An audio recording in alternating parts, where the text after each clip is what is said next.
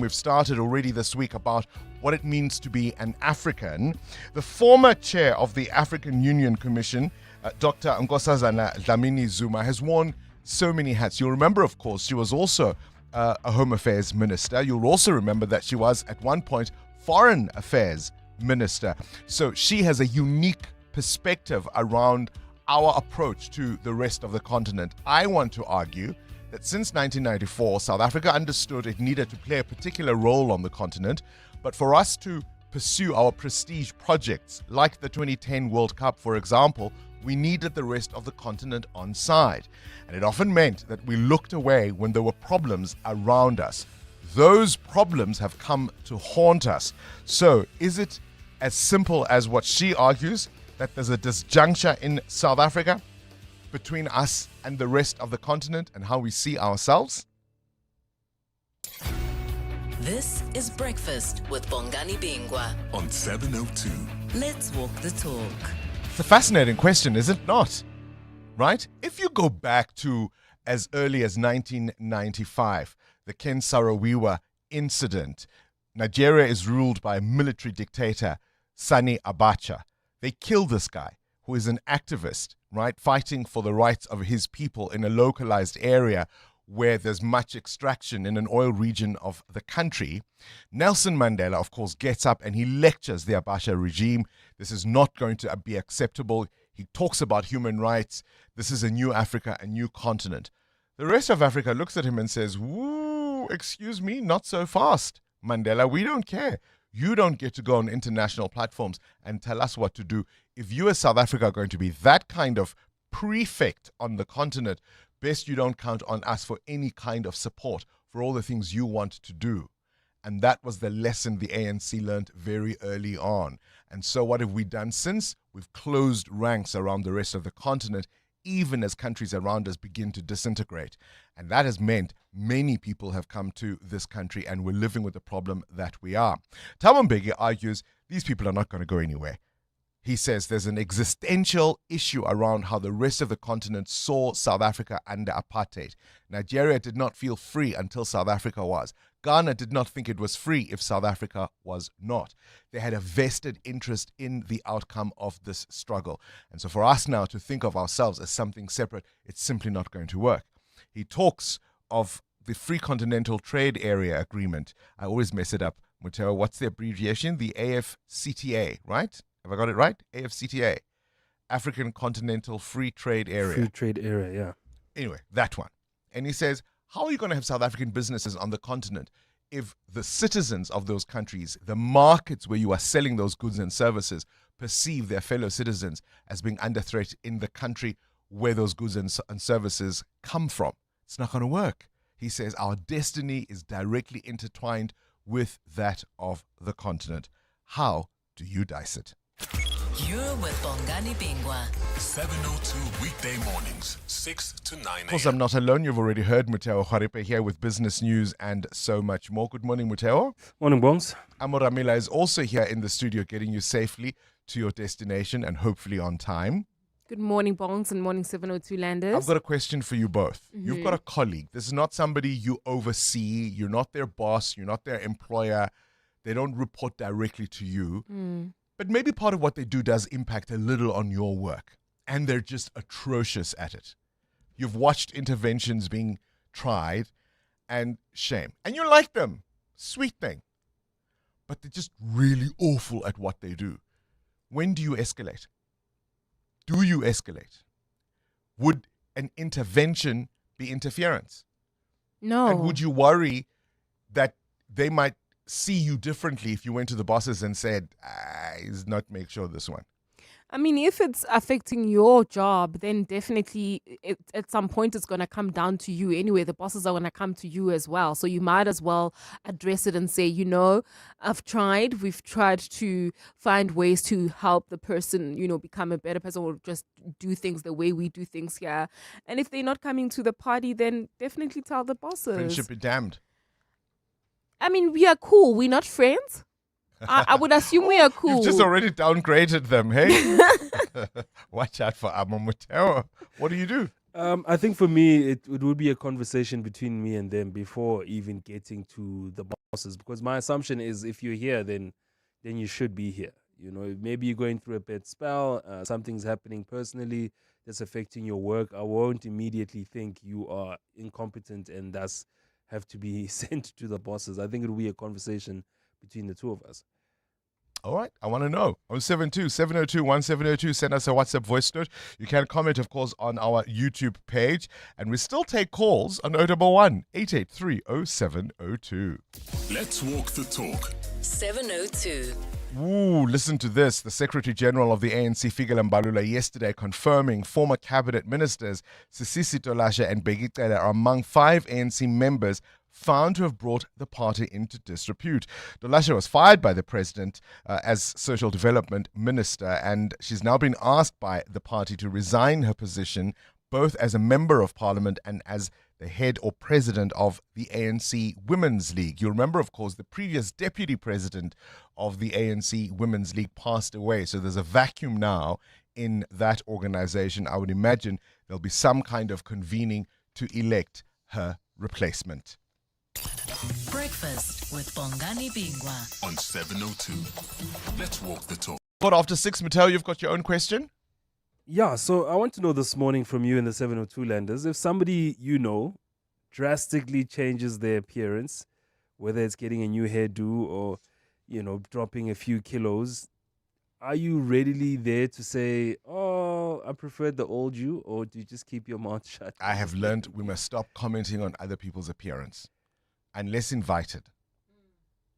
Otherwise, you just... Yeah, unless invited. So if I had a bad pair of jeans, you're just going to be like, Yeah, but it's you. Yes, I wanted to say that. Oh, so you can tell me. Yeah, but it's you. Because I can take it. I would be like, hi. Have you learned nothing from me?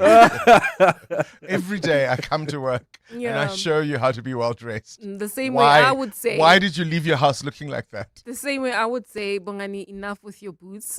We are enough. It's okay. My Crocs boots. Your Crocs boots in many colors. No, it's winter. Those are coming. She was so ready to receive the Crocs last week. And look at her now. 702. Weather. This weather report is brought to you by Subaru. From school runs in the rain to roads less traveled, Subaru keeps your journey moving, whatever the weather. A fine day in store for Gauteng today. Temperatures in Joburg peaking at 22 degrees, so a little warmer than it was yesterday. Pretoria, 23. Vereniging Maxes at 20. Your high in Cape Town is 19. And in East London, it'll be 22, 25 for Mahikeng. Some mornings, the world feels uncertain. The sky turns, the road changes. And then there's that feeling. The quiet grip of the road beneath you, the calm in every turn. It's not just how it drives, it's how it takes care of you and the people you love. And somewhere between the first drop of rain and the road ahead, you realize you've fallen in love. Subaru carries you through life's weather. Fall in love with Subaru's all-weather confidence. Book a test drive on subaru.co.za. EWN Traffic. 18 after 6, let's have a first look at the roads. Amma, what are you seeing? Well, Bongani, traveling in Kempton Park, we've got a truck that has rolled over along the R21 North right after Atlas Road. It's causing about a 20-minute hold up there. Please be on the lookout if you're heading towards the city of Tshwane. Please try to use alternative routes, especially if you are leaving Germiston. The N3 North through the N1 is your best route. While speaking of the N3, we've got delays on the N3 South towards the Kiruli's turn off. This is due to road works that are taking place along the route. There's also queuing traffic along the N1 North in the Deep Kloof area, approaching the Deep Kloof interchange. A car stuck on the road there. More updates coming up. Stay tuned. There's more EWN on air, online, and on the EWN app. Hi South Africa, I'm Michael Owen. If you appreciate world-class sport and a great occasion, the Hollywood Bets Durban July is the place to be. The theme for 2026 is Country Allure, which sees the rustic style of the countryside meet the cosmopolitan cool of the city. On Saturday the 4th of July, it all comes together at Hollywood Bets Greyville, Africa's greatest horse racing and social event. I'll see you there. It's game day, and the family's facing off against the Snotties and Flemmies. Dad, It's down. Blocked sinus and mucus is gaining ground. New game plan. Let's bring in the ACC team. With ACC, Mom's got the winning play. Entering the field, ACC helps break down mucus and clear the airways. Choose the winning team when you're facing snotties and flemmies. If it doesn't say ACC, it's not ACC. That's Fani before he got naked.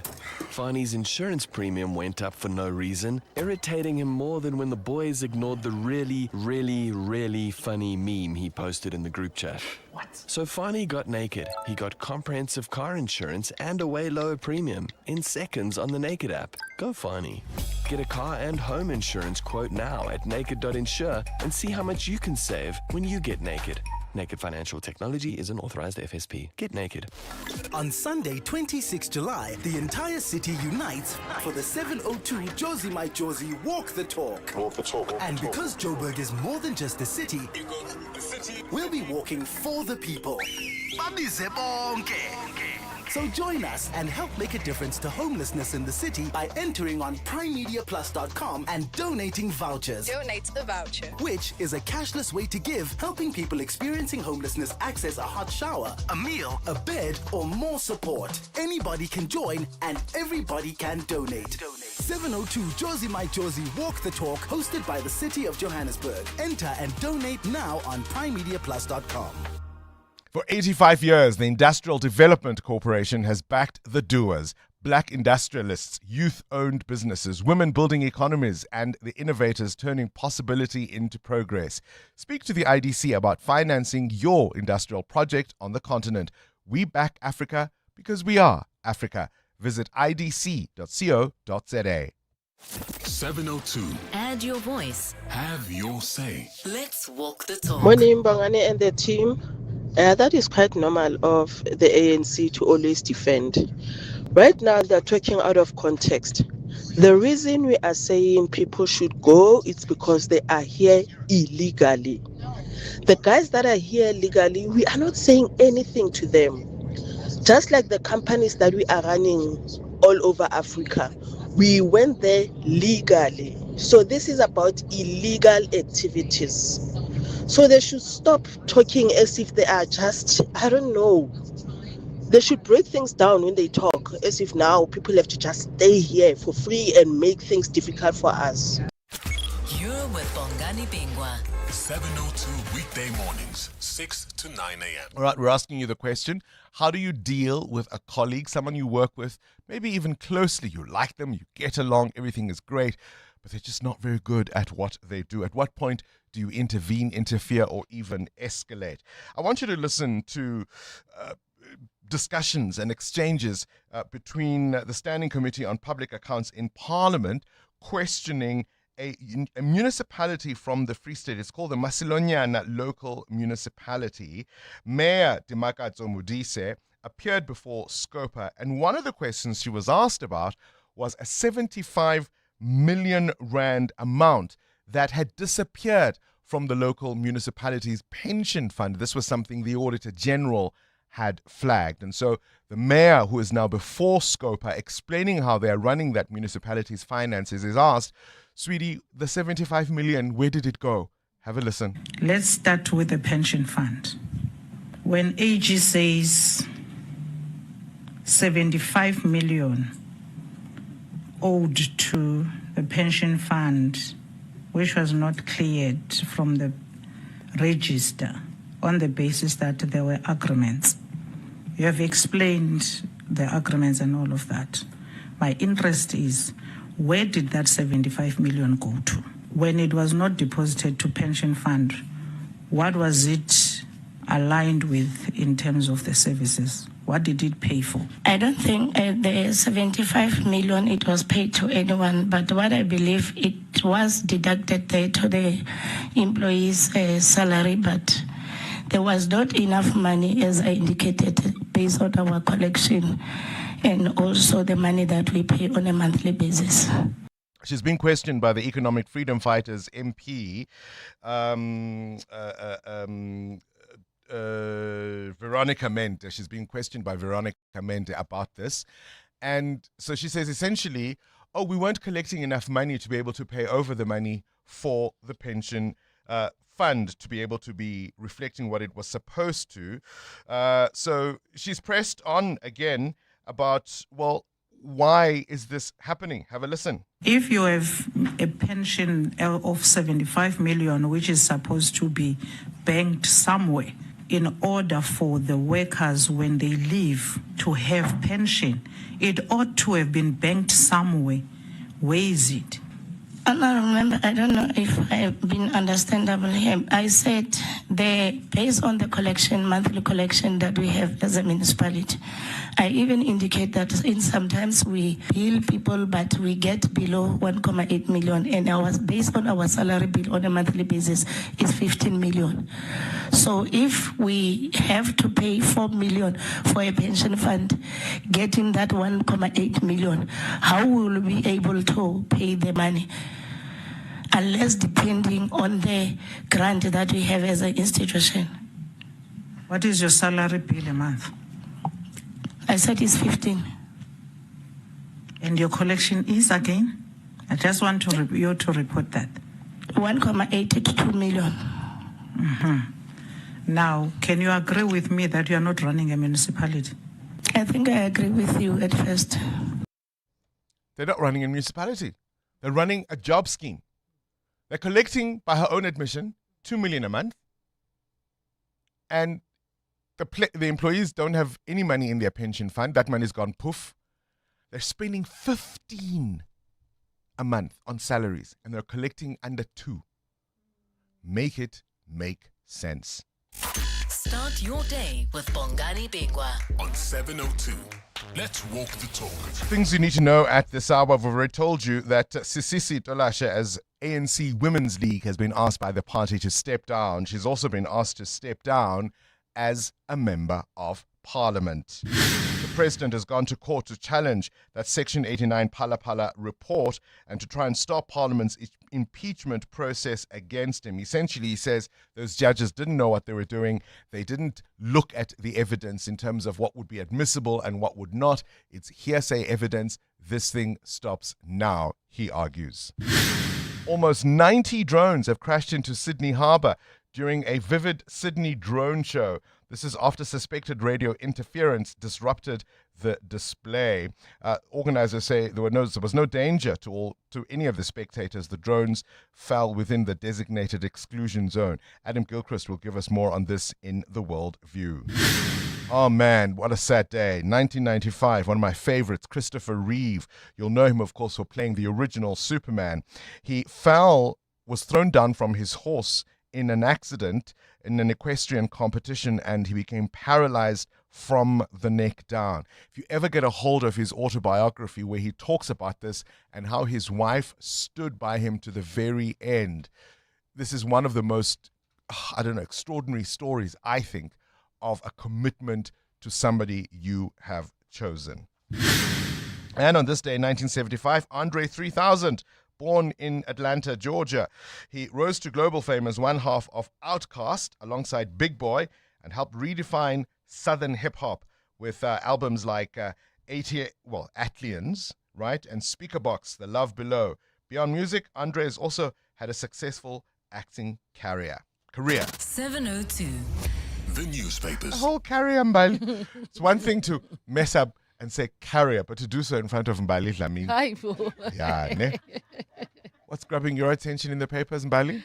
Bongs, are you a tap water or bottled water kind of a person? Tap water is fine in Tap Johannesburg, water's fine. yeah. But I do have a little filter. Oh, okay. That you carry around? No, from the fridge. Oh, okay. I'm asking you this question because there's a story that I'm tracking on the BBC. It says tourists can be refused tap water. That's a ruling from Italy's top court. This story actually comes from a tourist who went to a 5-star hotel at a ski resort and wanted tap water. But the waiter refused and offered her a €7 bottle of water. And she was like, no, natural resource, why should I have to pay? Took the matter to court, seeking around €2,700 in compensation for emotional distress. That's about 51,000 400 rand in South African rands. But the courts have ruled that no resort, no hotel is obligated, in Italy in particular, to offer you tap water if they don't have it on their menu. This is a 5-star resort. When you come here, you should be willing to pay Buy the money. the water. Buy Yeah. the water. Business Day, Ramaphosa blasts Phala Phala report. Front page of the Sowetan, Cyril tears into Ngobo report. And the Citizen says debt is squeezing top earners. EWN Business. Muteo wants to know if you know someone whose appearance has changed drastically. Do you say something? Do you keep your mouth shut? And what happens if you don't like it? Oh, you've lost so much weight. Oh, you've become so skinny. Is it Ozempic? Ooh. What prompts the question?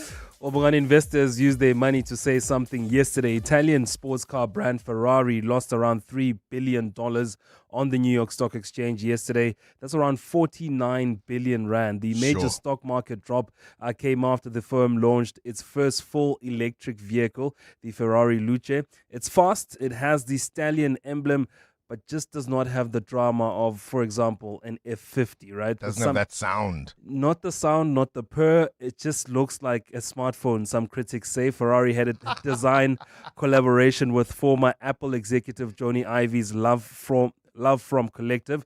Ferrari's corporate market value currently exceeds $80 billion, making it one of the most valuable automotive companies globally. The sports car brand's individual car prices span a wide range, starting from around $4.5 million here on our shores for entry-level models to around $70 million for collector items. Now, the 4-door, 5-seater vehicle is powered by 4 electric motors that produce 1,035 horsepower and can launch the car from 0 to 100 in just 2.5 seconds. So it has everything that a Ferrari should have in terms of the power and the speed, but it just doesn't look like one.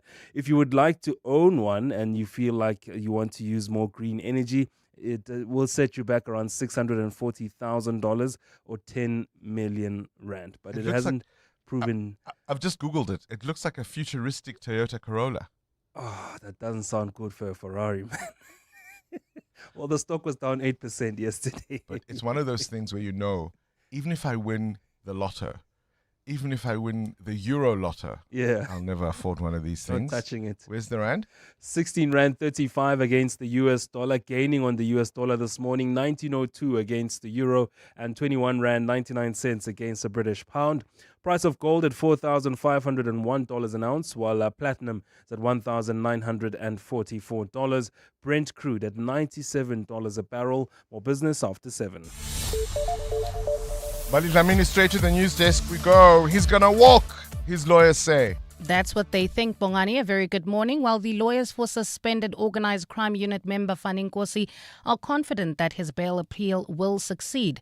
Yesterday, the Pretoria High Court reserved judgment after hearing final arguments in Nkosi's bid to overturn a lower court's decision to keep him behind bars.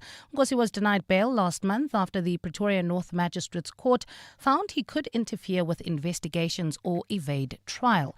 Mongezi Koko reports. The suspended sergeant faces charges including the possession of police dockets, illegal firearms, ammunition and a stun grenade found during a raid at his home. During his bail appeal yesterday, the state raised questions of large sums of cash found on Nkosi's property and money moving through his bank account despite his estimated 16,000 rand salary. But defense lawyer Hendrik Potgieter told the court the state failed to prove that Nkosi would commit further offences or flee if granted bail. Potgieter says the defense is satisfied with the arguments it placed before the court. There is an abundance of posts that would have been able to deal with the fears of the state in respect of the appellant to be granted bail. Judgment is expected to be handed down at a later stage. Mongezi Koko, Eyewitness News. Let's stay in the courts. The prosecution will continue to test the testimony of alleged underworld fixer Ziad Pool when cross-examination resumes in the Nafis Modak trial today.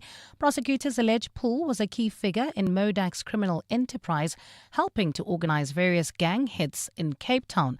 The court heard evidence that Pool was paid by a company linked to Modak to plot at least 3 murders for him.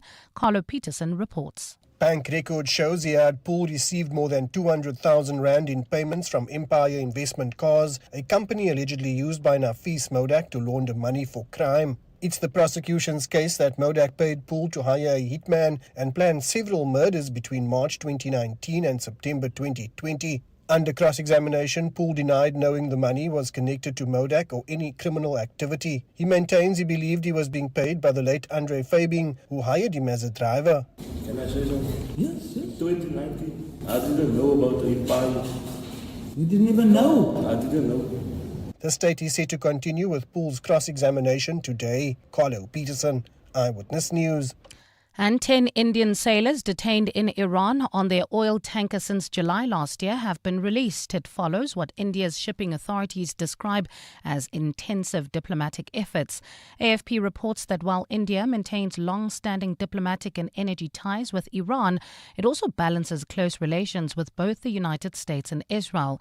Iranian authorities frequently announce the seizure of vessels in the Gulf, accusing them of illegally transporting fuel. A fine Wednesday in store for Gauteng today. Lows of between 5 and 6 degrees and highs of between 20 and 23. And in the traffic, we've got heavy delays around the Elands interchange this morning, travelling around the Germiston area as well as Harrietdale. As a result, queuing traffic on the N3 north towards Van Buren Road as well as on the N3 south. This is now as you head towards Alberton as well as New Redruth. So do expect those delays and approach with care. The top story in EWN, the lawyers for suspended organised crime unit member Fani Nkosi are confident that his bail appeal will succeed.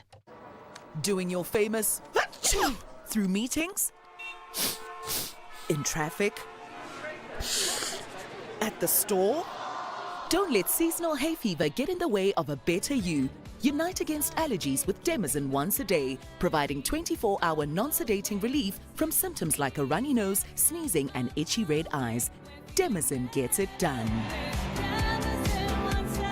Speak to your pharmacist today about Demazin once a day. Switching to Outsurance Business Insurance was a quick process. I saved a lot of money. Outsurance Business Insurance clients know that it pays to switch. And did you know you could get a massive 20% discount on your business insurance premium when you switch? For boutique hotels, catering companies, and all other businesses. Get a quote today and see why it pays to switch to Outsurance Business Insurance. Visit outsurance.co.za or call 08600 60,000 today. Licensed insurer and FSP. TCs and information online. Your boss noticed. Your ex noticed. The neighbors definitely noticed. Because some cars say, I rented a car. And some cars say, I rented the car. Sani Sixt Rent a Car. Premium rentals. For people who don't settle. Choose the right car. Rent Sani Sixt on sani.co.za. Coming up in the next hour, what's the question? And it's brought to you by Outsurance. 3,000 Rand in cash is up for grabs. All you need to do is send us an answer based on something you heard in the show that piqued your interest, and for that you win 1,000 Rand. Simply WhatsApp us your name and that answer to 072 702 1702. Then later, someone else will ask a question to get your answer to win 2,000 Rand. Now, remember, you always stand a better chance of being selected if you have SMS'd out to Outsurance and got yourself a quote. So do it now. SMS out to 45142 and you could save on your car insurance. 702. WhatsApp Bongani on 072 702 Good 1702. morning, Bongani. We do not see ourselves as more special than other Africans or more closed off. At the heart of this, we don't want illegal foreigners for one reason. Because if you're a legal foreigner, everything that you do from then onwards is going to be illegal. How are you going to survive in a country where you're not documented? What are you going to eat? Where are you going to work? Everything that you do has a ripple effect of being illegal. And that's what we don't want. All legal people, everybody's welcome, but not illegal immigrants. Good morning, Bongs. Good morning, team. Morning, 702 Landers. Well, I'd like to put in a way our friend of mine put it, right? That you can't be busy feeding the kids next door while the kids in the house, your own house, are hungry. So that's what's basically happening in Africa here. That's why we've got most of Africa in South Africa. It's because our borders are open. Our government has left the people starving and homeless. There's a lot of things that are happening. We're not xenophobic in that we do love our African brothers, but we ourselves here in South Africa, we are suffering, Bones. There's a lot of things that we should have fixed by now, but have not been fixed because of corruption and things like that. So Mlefe out in Katlehong. Mlefe out in Katlehong. Is corruption then something that falls from the sky? Is our inability to fix those things that you say we ought to have fixed a fait accompli? Is it our fate, our destiny? If we are to be marching, who should we be marching against? Hi, Bongani. To Matel's question, back in the days in the hood, there was some kind of stereotype attached to the sudden or even drastic weight loss. And the stereotype was that person likely has AIDS. And you might recall that the AIDS back then was referred to as Ikliwane or Pamukate versus the so-called New Age AIDS. Dumi here from Lone Hill. Yeah, I think it speaks to that question Mateo was asking. A friend or somebody you haven't seen in a while has had a drastic appearance change. Is it your place to say anything, whether good or bad? That's the question. EWN Sport. Cindy Paluta, 20 minutes before 7 o'clock. A very good morning to you. I think all football lovers certainly are going to be on tenterhooks to find out who is going to the US of A. Yeah, good morning, Bongani. Well, tonight we'll know because Bafana coach Hugo Bross is naming that final squad for the World Cup. And of course, everybody's a critic, so it'll be fun to read all who should and shouldn't be there and why wasn't my guy there and and then off we go. And will it be Orlando Sundowns? It will be Orlando Sundowns, I think. So the announcement is happening tonight. It will be shown on SABC3 from 7 o'clock. Kaizer Chiefs start the search for a permanent coach. Both interim coaches Cedric Kaze and Khalil Ben Yusuf not renewing their contracts. Despite a third-place finish this season, their best result in the past 6 years. Also yesterday, Stellenbosch confirming Gavin Hunt signing a new 2-year deal. Cape Town City's fight to get back into the Betway Premiership suffered a blow. They lost to Milford 1-0 in the promotion playoffs and Labe with the penalty. United Rugby Championship quarterfinals this weekend. The Stormers have home advantage against Cardiff. The Lions are in Dublin to battle Leinster and the Bulls prepare to host Munster. It'll be Ruan Nokia's 150th match. Here's Bulls captain Marcel Coetzee on that milestone. He's a born and bred Pretoria man. He came through the systems. He did the badge justice over the years.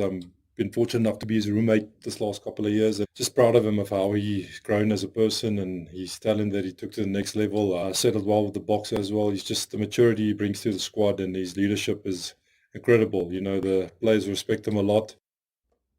Roland Garros still getting through the first round matches. The men's 6th seed Medvedev and the 9th seed Bublik are out. Cruising through went Sinner in straight sets with Auger Sim, who needed 5 sets. On the women's side, the 5th seed Pagula was beaten. No problem for Sabalenka and Goff, who both got straight sets wins. At the Telkom Netball League, Crinum cementing their place at the top of the 68-52 win over the Southern Stings. Jaguars stay fourth. They beat the Aloes 52-44. And the IPL, the Royal Challengers Bangalore beating the Gujarat Titans by 92 runs. Patidar with an unbeaten 93. Rabada on the losing side, taking 2 wickets. Cindy Paluta, Eyewitness News Sport. You have insurance, just in case. A spare tyre, just in case. But when it comes to cash flow, most businesses wait until it's too late. Bridgement gives you business funding on standby, so timing doesn't decide for you. Get access to up to 10 million rand. No cost to apply or keep it in place. Use it when you need it, free. When you don't, apply online at bridgement.com. Bridgement. Business funding simplified. Hi, this is Teko Modise, Hollywood Bet's brand ambassador. Be a winner who knows when it's time for a timeout and play responsibly. If you or someone you know needs help, call the South African Responsible Gambling Toll-Free Counseling Line on 0800 006 008 or WhatsApp help to 076 675 0710. Hollywood Sportsbook is a licensed betting operator. Hollywood Bet supports responsible gambling. No person under the age of 18 years are permitted to gamble. Winners know when to stop. The pain of losing a loved one is never easy. It will leave you feeling overwhelmed. At Clientele, we understand that burying loved ones with dignity truly matters. Our funeral plans pay out cash within just 24 hours, and you receive 200 Rand airtime when you claim to make those important calls. Plus, we cover up to 13 people on one plan. SMS funeral to 31586. That's 31586. Clientele Life is an authorized FSP and licensed life insurer. T's and C's online. Standard rates apply.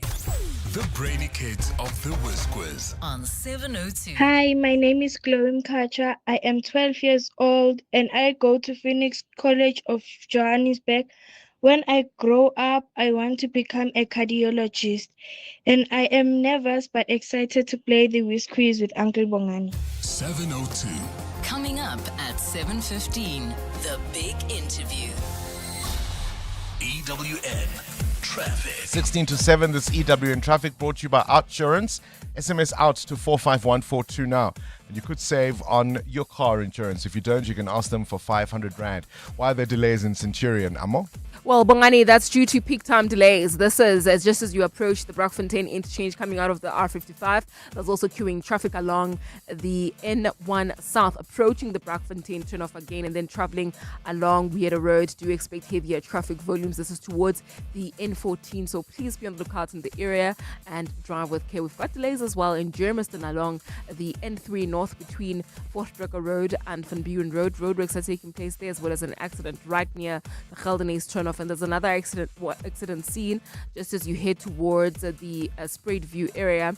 This is along the N3 South as well. So please, if you're traveling within the Germiston area, do anticipate about an hour's hold up. More updates coming up. Stay tuned. There's more EWN on air, online, and on the EWN app. Things people stress about in traffic.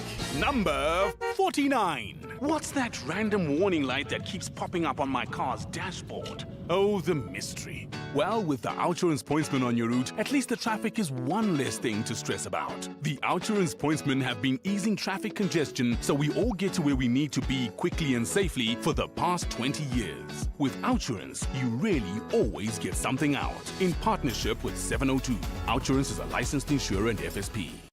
Josie, 702. Walk the talk with Josie, my Josie. We're calling on you to walk with the people, for the people, on Sunday, 26 July, Babize Bonke.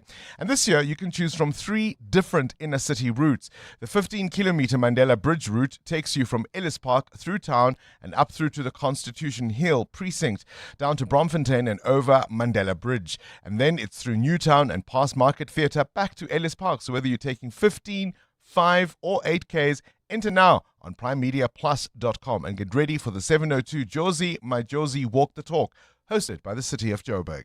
The City of Johannesburg Executive Deputy Mayor, Councillor Loiso Masuku, invites you to tune in for the 2026-27 budget speech, theme Building Johannesburg Together, Investing Today, Securing Tomorrow. The budget outlines the city's plans to invest in Johannesburg's future. Watch live on the city's official social media platforms on Wednesday, 27 May at 12:30 p.m. Mzansi, Take-A-Lot's senior cards, and boy have you been shopping. To say thank you for all your support, we're bringing you the Thanks a Lot sale. Get up to 60% off must-have beauty, sports gear, latest tech, TV and appliances, everyday essentials, toys and more.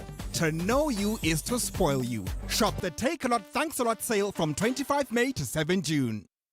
For 85 years, the Industrial Development Corporation has backed the doers, black industrialists, youth-owned businesses, women building economies, and the innovators turning possibility into progress. Speak to the IDC about financing your industrial project on the continent. We back Africa because we are Africa. Visit idc.co.za. Join us. Let's walk the talk. This is 702.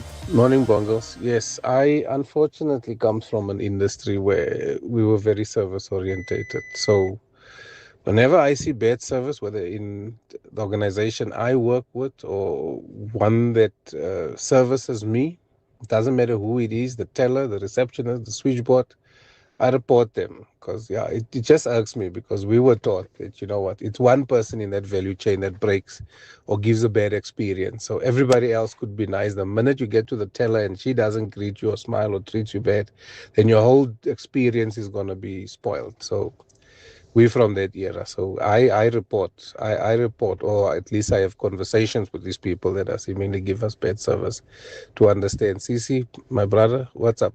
Why are you down? Why are you not smiling? Why are you not greeting? Especially in our townships. Because the black on black violence on bad service is out of hand. Sure. I think bad service is just bad service. I don't think people who execute poorly are thinking much about race. They don't do better because somebody looks different. They're just bad, and that's what it is. We're asking the question, how do you deal with incompetence around you? At what point do you escalate it? This comes from those SCOPA hearings looking into the Masilonyana local municipality. Have a listen to more as the Economic Freedom Fighters MP Veronica Mente continued to question that Mayor Dimakatso Modise about why it is they were failing as a municipality. Have you at any point sat with your caucus and say, we don't have a municipality, let's go back, or rather allow the municipality to be run fully by people who have capacity to run it? If I can explain to you, Honorable Member, as I've indicated that in 19 councillors that we have, the entire 13 councillors, they are new in local government. That's what I can say to you. So you knew, and that's your reason for not doing what you are supposed to do? Because you guys are all new? Mama, the fact that they are new, it doesn't answer the question. The municipality itself, with all the new people that you say they are new, they are public representatives. They are there to give services to the people. At this point, you have not complied with any rule of law in respect to running a municipality. You said it yourself. The echoed you. You have challenges with water. That's a basic necessity. You have challenges with electricity. That's a basic necessity. You have challenges with compiling financials and declaring the income of the municipality. You are not depositing money into public pension funds. You are not in line with the appointments of service providers. There is no contract management. Income is spent. KPAs are not met. Nothing ever is complied with in terms of the rule of law and in terms of the running and providing the services as a municipality. Who is the wizziest of them all? It's the Whiz Quiz on 702. Up next, the Africa Report. We're speaking to the political scientist and columnist and research fellow Kenneth Hwadi, who will be joining us. But today, Chloe wants to win 10,000 Rand. She's 12 years old, goes to Phoenix College, and wants to be a cardiologist. Be still, my beating heart. Chloe, are you ready to play? I am Bongani. Okay, here we go. KG, start the clock. Complete the title of the TV series Takalani what? Asami. Correct. In which country are the cities Chicago and Miami? America. Correct. Give the past tense of the word go.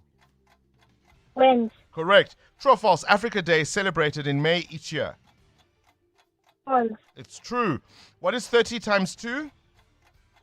50. Correct. True or false? Violins have 3 strings. False. Correct. Backstroke and butterfly are different strokes in which sport? Pass. Swimming. What food beginning with R is the staple food in China? Russian. What's that? Russian. No, it's rice. Name the missing direction, north, south, east, and what? West. And west is indeed the correct answer. West indeed is the correct answer. Chloe, you walk away with 600 Rand.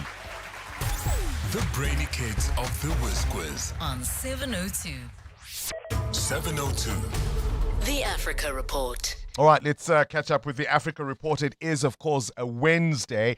The Sahel region, stretching across Mali, Burkina Faso, and Niger, has become the most dangerous security zone on the continent. Estimates now suggesting that region accounts for more than half of global terror-related deaths, and it places it at the center of the world's evolving extremism crisis.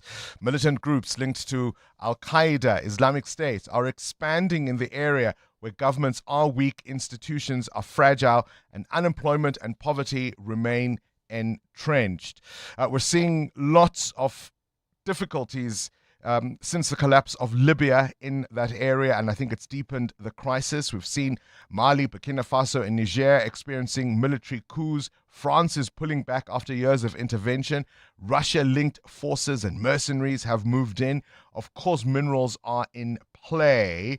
And we've seen also an insurgency close at home in Mozambique. And I suppose extremism is something that has now spilled into southern Africa, displacing communities and disrupting development. All of this is part of the context of a migration conversation.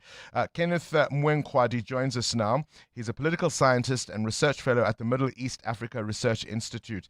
A pleasure to have you on our show. Thank you for your time. Good morning, Bongani, and to your fellow listeners. Thanks for having me. Displacement and violence are nothing new to the continent. I've linked some of what we're seeing in the Sahel as being in part a consequence of what happened when Libya fell apart. Why has that part of Africa become the epicenter of global terror deaths? That is precisely because of the conducive environment in which these extremist groups, violent extremist groups, has come to identify Africa as such. We must also remember that this did not only begin in the aftermath of the American attack on the 9/11 in 2001, but in 1998 you had American embassies being attacked in Nairobi as well as Dar es Salaam, where more than 200 people died, but only 12 Americans were targeted there, but most of the casualties were of African people. And then Africa, or African government as well as African Union, they did not give a very satisfying response then. Then it was only after the 9/11 attacks against America that we saw an international coordinated response. But those extremist groups then left Europe, and they left the Middle East African countries because they were launching an attack. They were launching counter-terrorism attacks against these groups, and they identified Africa as such conducive environment. And when they come, just like they do in Mozambique, then they exploit local concerns such as unemployment and other socio-political economic conditions or challenges that people are disillusioned with, and then they recruit people to join their extremist groups, and these groups they then affiliate to either Al-Qaeda or ISIS, which is the Islamic State in Syria, in Iraq and in Syria, and they've been causing terror in more than 22 African countries. Sometime in 2015 in Nigeria, Boko Haram had occupied a place equal to Belgium. It was only after they had experienced internal wranglings that they lost the control of such a massive control of that land in Nigeria. Are African states, and I imagine the AU would be a vehicle to do this, are they cooperating effectively when it comes to intelligence, border security, dealing with disinformation and propaganda campaigns that leads to radicalizing local communities, as you say, because of local grievances? Is there a plan to counter these movements and organizations?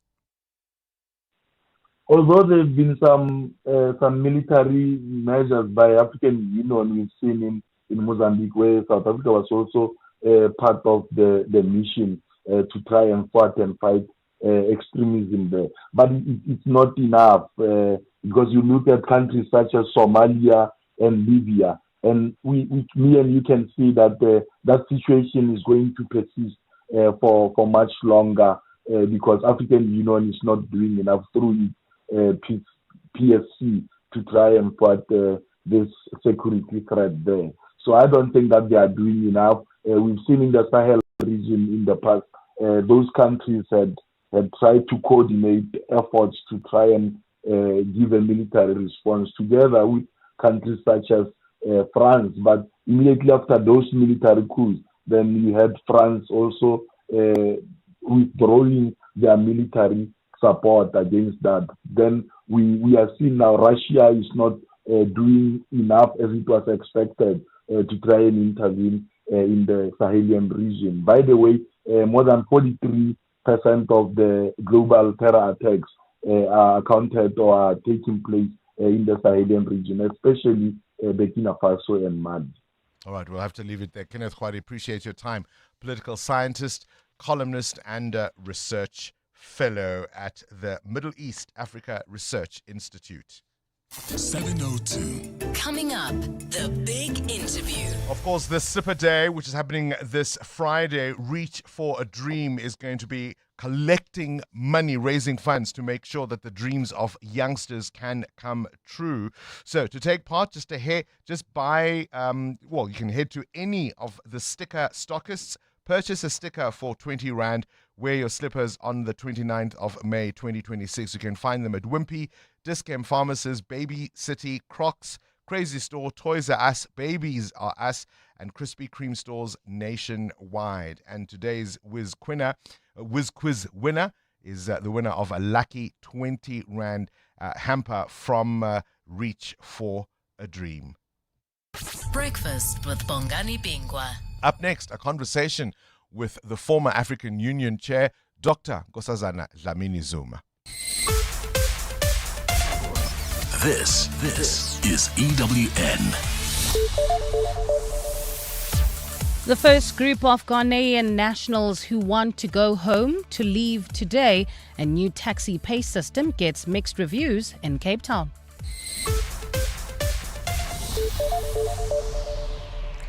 Good morning, I'm Bali Dlamini. The first group of Ghanaian nationals voluntarily leaving South Africa will be flying out today. The group of around 800 has gathered at the OR Tambo International Airport after they were processed by the Ghana High Commission and Home Affairs at the weekend. They say they fear for their lives as demonstrations continue in parts of the country against illegal migration. The migrants say they came to South Africa in search of better opportunities, but now live in fear. Ghana's High Commissioner to South Africa, Benjamin Kwashi, rejected claims at the weekend that some members of the group do not have valid documents to be in the country. What do you define when you talk about illegal immigrants? Immigrants who came here with a work visa for 4 years and after working for 4 years has gone to Home Affairs to go renew. It's taken 3 years that Home Affairs has not giving them back their permits, either to say we've cancelled you or either to say have it and work. Is that what you call illegal immigrant? At the same time, President Cyril Ramaphosa is expected to table a continental migration compact at the upcoming African Union mid-year coordination meeting in Egypt next month. Briefing journalists on the outcomes of the ANC-NEC meeting yesterday, Fikile Mbalula, the Secretary General of the ANC, says the compact would lay the foundation for a framework aimed at addressing the issue of undocumented migrants. Mbalula says South Africa is faced with a security risk due to unknown individuals entering the country and conducting activities without being documented. Mbalula defended the right of South Africans to protest, but says demonstrations must take place within the prescripts of the law. He says South Africans are not xenophobic, but that countries across the continent and the world are grappling with the crisis of illegal migration. We have a problem in South Africa of illegal, undocumented people who come to our country. And that is a big risk of national security. But at the same time, there is a danger that this situation can degenerate. The Department of Cooperative Governance in Gauteng has assured residents it has a plan in place to limit the impact of Rand Water's annual maintenance program. The maintenance, scheduled from Friday until June the 2nd, is expected to cause low water pressure and intermittent outages in parts of the province. Gauteng Cocta MEC Jacob Mamabolo has met with municipalities, water and sanitation officials and Rand Water to assess readiness plans. Mamabolo says the province has activated enhanced monitoring and emergency response measures to ensure quick intervention where needed. His spokesperson, Theo Nkonki. Through the Gauteng Operations Centre on Water Security, housed at the Provincial Disaster Management Centre in Midrand, COCTA will be monitoring and supporting municipalities during the period for rapid response. Mamabolo says that while he appreciates the plans by municipalities, he has directed them to ensure that there is adequate capacity for water tankering, frequent communication with residents, and that leadership is on the ground to provide support. The Cape Town taxi industry is overhauling its payment system to protect drivers and commuters from extortion. Association Cadeta says the new card payment system, which takes effect on June the 1st, will also change the way drivers can receive their wages. Its chairperson, Leba Enge, says both drivers and commuters have expressed mixed feelings about the new system, but he assures the public that any challenges will be resolved over time. Drivers will get paid as they used to, but they will be paid via bank. If maybe they were given cash, so it will no longer be that kind of a system. They will be paid via a bank account. Our operators will, of course, be assisted in terms of limiting extortion that we see taking place out there. And in South Korea, Samsung Electronics workers have accepted a deal with the company following a major pay dispute. The deal secures massive annual bonuses for the workers, averting a major 18-day strike. Under the agreement, around 78,000 employees will each be eligible to receive a bonus of roughly $370,000 this year. Global demand for the memory chips that power AI data centers has pushed Samsung's earnings in the recent months. The labor dispute has also fanned a debate over how AI profits should be distributed. Analysts say large bonuses could help prevent engineering talent from moving abroad. Gold is trading at $4,507.56 an ounce. The rand is at 16.36 to the dollar, 22.01 to the pound, 19.03 to the euro, and Brent crude oil is at $98.85 a barrel. Traffic is heavily backed up in Kempton Park along the R21 North. That's due to a truck that has rolled over along this route right after Atlas Road. There's also queuing traffic on the R21 South approaching the scene. Please, if you're traveling within the Kempton Park area and you want to avoid this backlog, your best route at this moment is the R23 South, especially if you're heading towards the airport. Otherwise, you'll be held on for more than 20 minutes along the R21. And in your sport, the final 26 to represent South Africa at the FIFA World Cup will be announced tonight at 7 p.m. Kaizer Chiefs start the search for a new permanent coach.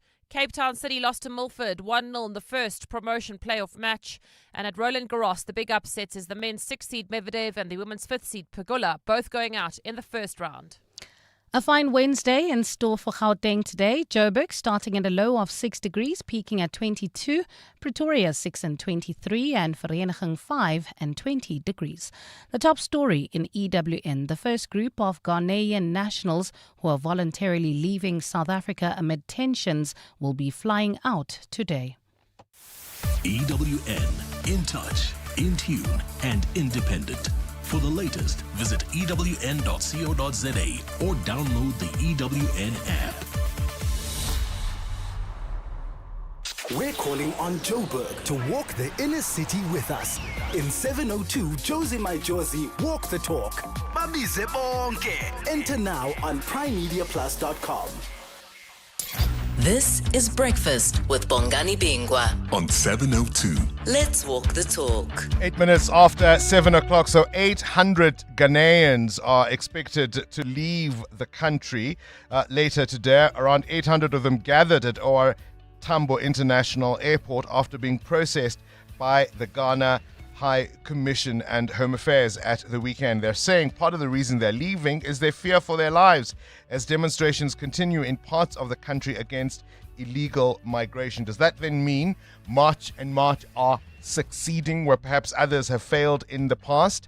And are you assured by the president expected to table a continental migration compact at the African Union mid-year? There's a meeting mid-year that's meant to coordinate how people are moving on the continent. Is that reassurance enough? Yesterday, the ANC's Secretary General Fikile Mbalula strongly criticizing the anti-immigrant group March and March, warning it against fueling violence against migrants. National TV and threaten violence. Who are you? In a democratic state, express your views, criticize government about its ineptness, quote unquote, in dealing with matters of illegal immigrants. But don't call for violence in our country. We know what violence can do. These people who call for violence, look at what they did in June and July unrest, looting here in Joburg and KZN. And now they think, no, this thing is doable. You can go to TV and say that on such and such a date, if you don't move mountains, you will see what will happen. You are inciting violence. Innocent people are going to be, you know how many people we lost in the July, and more than 400 South Africans died in that thing. We will never support anarchy-driven activities. He is, of course, responding to what we've been hearing from March and March leader Jacinta Ngobese Zuma, who is basically has given the 30th of July as a deadline for government to outline a plan to address illegal immigration or else. As South Africans, we are giving governments until the 30th of June to give us a map of how they are going to deal with the issue of illegal immigration. I don't think any of us are stupid to think that all of them will be gone. Of course not. But we are encouraging them to go before the 30th of June. Because what we know is that the kind of illegal immigrants that we have here think they are more South African than South Africans. If you tell them about their home countries, they get very angry. If you remind them that they're not South African, they get very furious. They can even kill you if you remind them, hey, when you're a Nigerian or when you're a Zimbabwean, then they call you self-hate, you are xenophobic, you are Afro, all of this, right? So there's two types of immigrants that we are dealing with. There's those that we know will self-deport. We know those ones. They're most of the time just innocent people who are just coming here to just make a living, and those will go. They're not going to give much of a problem. But the ones that will stay are the ones that are the biggest problem. Those are the ones that require the intensity of the government, that require the intensity of South Africans. How worried are you about this? I said 30th of July. She says 30 June. How worried are you about this and how easily it could go out of hand? Is it your sense that the authorities are keeping enough of an eye, or will there be a groundswell of dissatisfaction around this issue fueled by the populists, and will it spill over to something we cannot control? Well, our next conversation is with somebody who has particular insights into all of this. She's previously, of course, been Foreign Affairs Minister, such as we used to call them, for 10 years under Thabo Mbeki. She was also Minister of Home Affairs and became the chairperson of the African Union Commission. Up next, we speak to Dr. Nkosazana Dlamini Zuma. 702. Up next. The big interview. What you need to know at this hour, the former president Thabo Mbeki opposing a legal bid that seeks to force him to testify before the Truth and Reconciliation Commission-related inquiry. The application aims to have Mbeki answer questions linked to apartheid-era political violence and unresolved cases from the past. And Mbeki argues that compelling him to testify would be legally flawed and unnecessary. A new Debt Busters report shows that many of South Africa's top earners are under severe financial pressure, with people earning over 50,000 Rand a month needing 101% of their salaries just to pay their debts. Pope Leo XIV has issued an historic apology for the Catholic Church's role in legitimizing slavery and failing to condemn it for centuries. And Batman made his first appearance in Detective Comics, DC Comics, number 27, on this day in 1939. EWN Traffic. This EWN Traffic is brought to you by Sizekaya. The National Lottery is changing lanes and moving over to Sizekaya, your new official national lottery operator from the 1st of June. There are always delays around the R21 South. Amo, what's going on today? Well, Bongani, there's a truck that rolled over in the early hours of this morning. It's still there, and that's the reason for that backup between the R21 Atlas Road and Pomona Road. So please be on the lookout there. The R21 South is also backed up as a result of this incident. So please try to avoid. If you want to avoid this backlog and you're heading towards the OR Tambo Airport, please try to use the R23 instead and then turn off at Atlas Road to make your way in time. And then if you're traveling on the N3 North, queuing traffic between the Yelands Interchange and Van Buren Road. More updates coming up. Stay tuned. There's more EWN on air, online, and on the EWN app. A new, faster, smarter way to play the lotto is coming. Sizekaya is changing the game with the introduction of Shesha codes. Now you can pick your numbers on your phone, generate your Shesha code, walk into any participating retailer, scan it, and print your ticket instantly. No slips, no long queues. Just scan, play, and win. Fast. Players must be 18 years or older. Play responsibly. The National Lottery is officially operated by Sizekaya from June 1. Mavis, I wonder if I should sell my car. I'm not sure where to go. Wanna sell your car, but don't know what to do. You don't have to go far, we come to you. If you're rolling under 1.5 or a Lacquer 2.2, doesn't matter what you drive, we buy cars once you. We Buy Cars, the easiest way to sell your car by far. Get down to Dis-Chem this Friday 29 May to Sunday 31 May for incredible one weekend only 2+1 cheapest free deals on the widest range of sports supplements and energy drinks. Offer applies to the lowest priced items in your sports supplements basket. Remember, when you choose better rewards brands, you get an extra 10% off instantly. Level up your fitness game with 2+1 cheapest free on sports supplements this weekend only. Dis-Chem. Better health starts here. That's Kefense, before she got naked. Kefense's premium went up twice last year, and she was more confused than when her ex said, I need to find myself, and then found somebody else.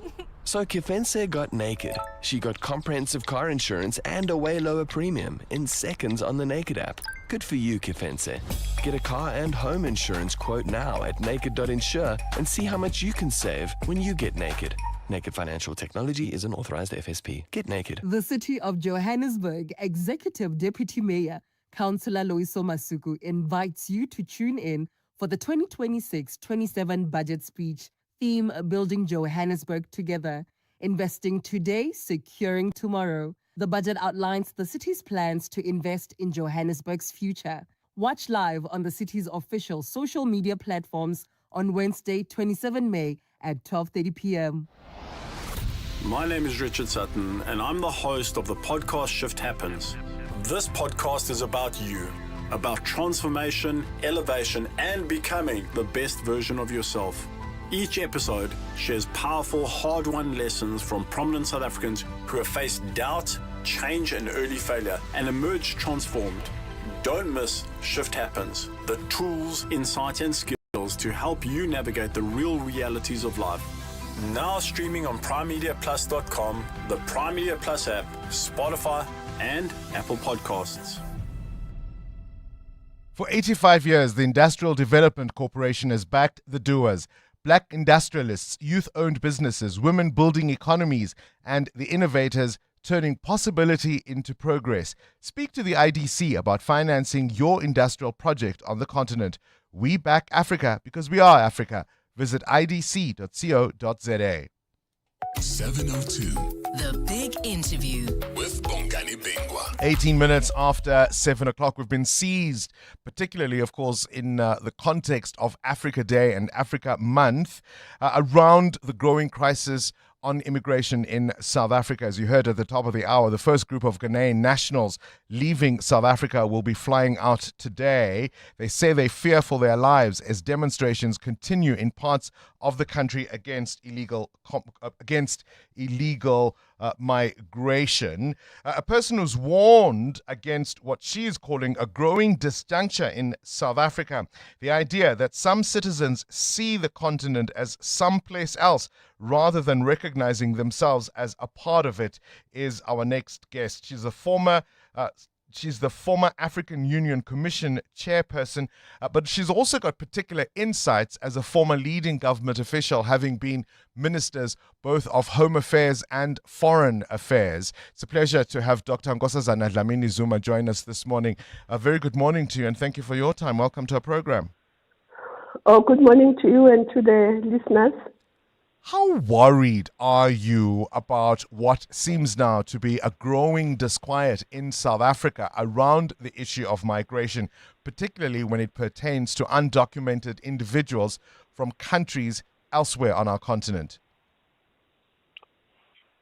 Well, it is a worry, but I think we should all talk about it, because we should encourage countries. If people want to travel, they must give them proper documentation and go through the process. But also, there is a protocol that the heads of state agreed to at the AU in 2018, I think, and that needs to be rectified. It's only been rectified by 4 countries. That protocol allows free movement of people within the continent. But of course, for that free movement to happen, you have to have proper documentation. And so there would be no need for people to come undocumented.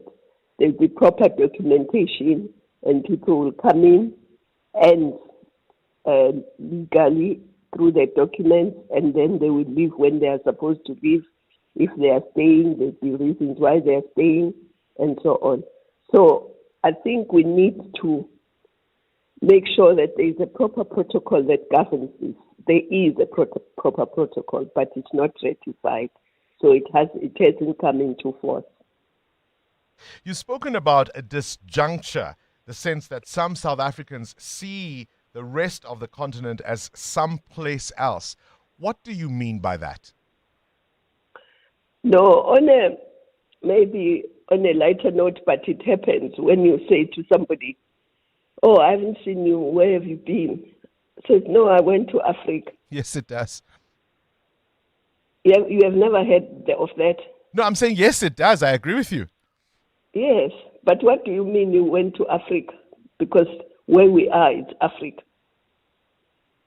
So it means somebody thinks of Africa as separate from South Africa when you say, "I went to Africa." And there's also been, we can go on to other examples where people will say people from Africa must go.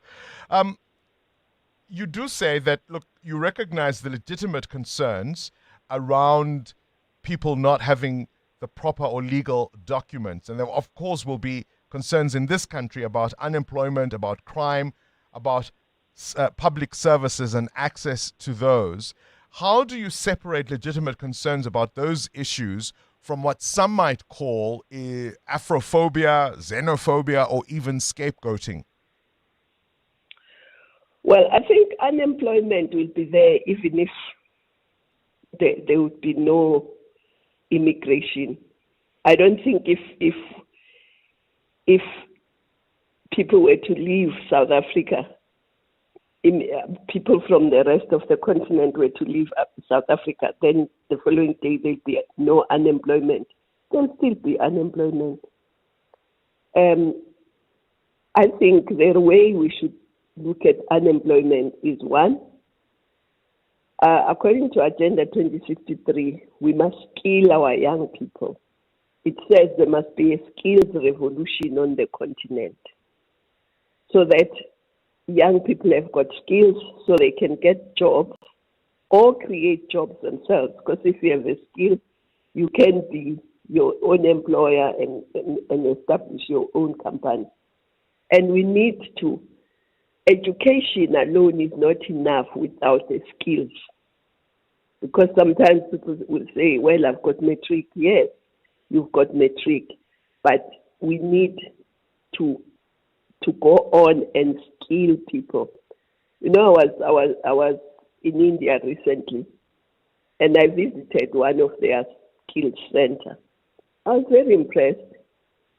They were skilling young people on things that really would give them jobs or would make them entrepreneurs.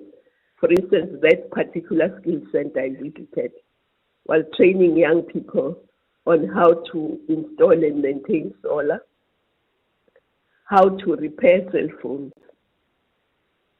how to repair drones, the small drones, and even the big agricultural drones that are used in agriculture. They were training them on carpentry. Yeah.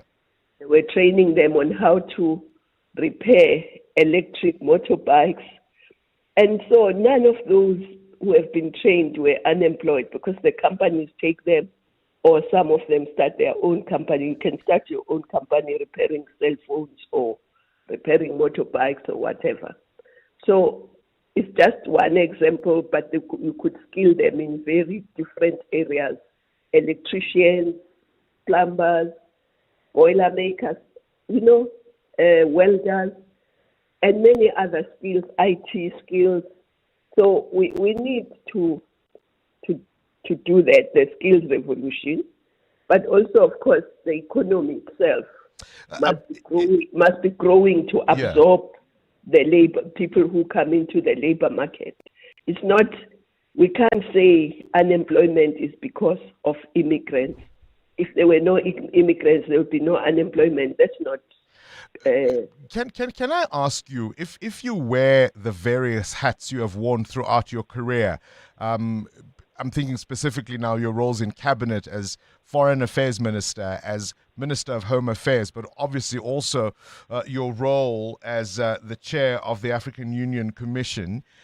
Our approach post-democracy was solidarity with the rest of the continent as South Africa. And we have at times looked away when there have been serious issues, particularly in neighboring countries. Some of those issues have spilled over into this country. People have left Zimbabwe, for example, because of instability there. There is a view that had we taken a stronger stance and perhaps even sacrificed some of our prestige projects for which we needed support from the rest of the continent, we might not be having so nearly an acute a crisis as we do now. How do you respond to that? What do you want to say? We must turn the clock and go back and do what we did. I just need you to move a little closer to your mouthpiece. We're not hearing you now. I'm saying some of the criticism is we've brought this on ourselves. It's not so much about turning back the clock, but would you then concede that criticism is fair? No. How do you respond to it? Well, what do you mean? Because we have a lot of people who are here legally who came in. There's a visa called scarce skills. When you don't have the skills in the country, are you saying we shouldn't allow people to come in and take over those skills? Is that I don't think that's the objection. That is not what I'm saying. I'm saying there is a view that South Africa, in pursuing solidarity with the rest of the continent, has at times looked the other way as countries neighboring us were falling apart. And the consequence of that mismanagement has meant that those citizens have come here. And had we taken a stronger stance, perhaps that wouldn't have been the case. What's your response to that criticism? Can you just give a concrete example so that Zimbabwe, for example. Had we taken a tougher stance against Mugabe, against Mnangagwa, perhaps we wouldn't have so many Zimbabweans who have left that country and who come to this one. What would a tougher stance have meant? In terms of the elections that were stolen by ZANU-PF, for example, in the year 2000, in terms of criticizing various ZANU-PF efforts in terms of clamping down on democracy and how that economy is run, etc.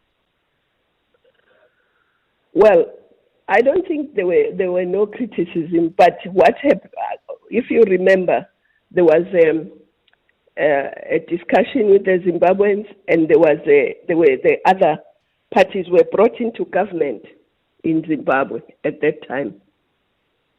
It wasn't just ZANU-PF, but other parties were brought in. There was some kind of, maybe if you use a South African term, some kind of government of national unity. All right, appreciate your time. Former chairperson of the African Union Commission, Dr. Nkosazana Dlamini Zuma. EWN Business. Let's wrap up with business news now. Mutheo Khwaripe, the car rental group Zeda, their revenue increasing to 5.5 billion rand. This is because of used vehicles and their leasing unit. Yeah, no, they delivered quite positive results for the first half of the year, with revenue increasing by 3.2% to 5.5 billion rand and profit before tax rising to 520 million rand. Now, the company, which operates the Avis and Budget Rental brands, says it saw growth driven by a strong demand in the leasing business, which expanded by 7.5% and a 12.9% increase in the used vehicle unit. The company also benefited from a continued domestic travel demand. There were some bumps on the road, though. The car rental division faced pressures as consumers shopped for more affordable prices, leading to a 2.7% drop in rental revenue. Lower rental activity in subscription and replacement vehicles also reduced fleet utilization at the business. Your indicators?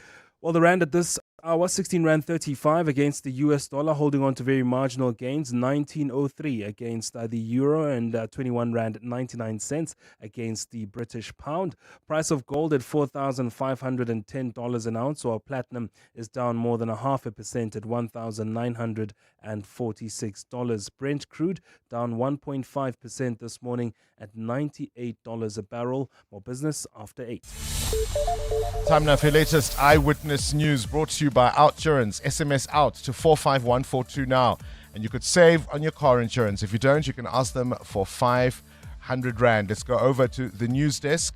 EWN's Mbali Dlamini at the desk. Good morning, Mbali. Thanks, Bongs. A very good morning. It's been revealed that officials suspended for using AI to craft the country's national artificial intelligence policy used it to translate information and to edit the document that was found to be mostly fake. Communications Minister Solly Malatsi says the two officials were put on precautionary suspension for failing to declare their use of AI on the policy, which has since been withdrawn. Malatsi provided an update to Parliament yesterday after it was revealed that the policy was based on fake academic references created by AI hallucinations. Babalondenze reports. The department and Minister Solly Malatsi were questioned by members of the committee on how the use of AI was not picked up by the department's internal processes. Director General Nonkubela Jordan Jani says this was picked up after speaking to the officials while looking into the matter. She explained how the AI was used to translate some of the content. This document, we're told that it's from Chile, and they had to translate it as well from Spanish into English, and that is the source at which the information emanates in terms of those references that were contained in the report or in the draft policy. Malatsi says the two officials who can't be named will remain under precautionary suspension to allow space for a thorough investigation. Baba Londenza, Eyewitness News. Eskom is set to break ground on a new solar project in the Free State today as the power utility pushes ahead with its renewable energy campaign. The facility will be built at the Letabo Power Station on more than 160 hectares of Eskom-owned land. The project forms part of Eskom's broader strategy to diversify South Africa's energy mix while reducing reliance on coal. Mongezi Gogo reports. The Letabo Power Station has been part of South Africa's electricity network for decades. Its first unit commissioned in the mid-1980s. The site is better known for its coal-fired operations, but it will also become home to a mega solar installation. The project will include a 4.5-kilometer power line linking the facility to the grid, with Eskom describing it as a key step towards a more sustainable energy future. The official sod-turning ceremony is expected to get underway this morning. Mongezi Gogo, Eyewitness News in the Free State. And in Bolivia, Congress has voted in favor of a proposal to deploy soldiers and declare a state of emergency. President Rodrigo Paz wants to make the move to counter huge street protests calling for his resignation. The demonstrations began in early May with trade union demands for salary increases, stable fuel supplies and sounder economic management. But the movement has now intensified. Protesters have blocked entry routes into La Paz. Shops have been shut down for fear of violence, and food, medicine and fuel supplies are now running low. In a bid to quell the tensions, on Monday, the president announced that he would be cutting his own salary by 50%, but this has not helped the situation. A fine Wednesday in store for Gauteng today. Temperatures will peak at highs of between 20 and 23 degrees. And in the traffic, we've got heavy delays on the N12 as well as the N3 North. This is traveling through the Reading interchange towards Van Buren Road. A major accident seen, unfortunately, between these 2 points. As a result, traffic is on a standstill along the N3 North, along the N3 South towards Alberton. So if you're traveling around this area, please be patient and do expect about an hour's hold up. The top story in EWN, it's now been revealed that officials suspended for using AI to craft the country's national artificial intelligence policy used it to translate information and to edit the document that was found to be mostly fake. Outsurance can't improve your couch coaching skills. But they could improve the car insurance premium you currently pay. SMS out to 45142. Get a quote today, and if Outsurance can't save you money on your car insurance premium, ask for 500 Rand cash. Make that 1,500 Rand if you've been claim-free and with the same insurer for 3 years. Get a quote and get savings or cash. Either way, you win. SMS out to 45142. When it comes to car insurance, you couldn't be in better hands. Outsurance was voted News 24 Short-Term Insurer of the Year for 4 years in a row. Beal to Reader's Choice Best Insurer 4 years in a row, and City Press Reader's Choice Best Insurer Award 3 years in a row. Clearly, they all feel they're getting something out. SMS right now to see if you can switch and save. SMS out to 45142. That's out to 45142. Outsurance, licensed insurer and FSP. T's and C's online. It's that time of the year. Sore throats, congestion, wet and dry coughs, pain and fever. For trusted relief for you and your family, ask your pharmacist to recommend a winter survival pack from the Adcock Ingram OTC range. With products like Medikil A, Expigen, Corenza Parac, Adconapamol, Dilinct Junior and more, we have you covered this winter. Remember, Adcock Ingram OTC, sponsors of Brave. I want another puzzle from the crazy store. 1,000 perfect pieces, but then I saw so much more. I got slippers and a blanket to keep me warm at night. Sudoku and a coffee mug and fuzzy socks that fit just right. That's crazy, crazy. That's the crazy store. Went in for one small thing, came out with so much more. The crazy store. Hey, you never know what you might find. Joburg is more than just a city. It's an energy, a pulse, and a feeling connecting everybody. The heart of Mzansi. It's Joburg. In celebration of this, 702 has partnered with Jozi My Jozi, and we're calling on you to walk through the city center with us. Walk the talk. In the 702 Jozi My Jozi Walk the Talk. Babize bonke.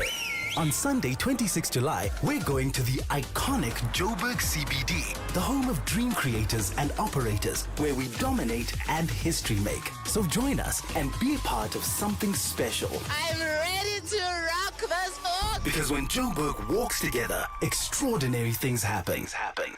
Enter now on primemediaplus.com and get ready for 702 Josie My Josie Walk the Talk this July, hosted by the city of Johannesburg. Walk with the people, for the people, for our Josie. Babise bonke. Enter Walk the Talk now on primemediaplus.com.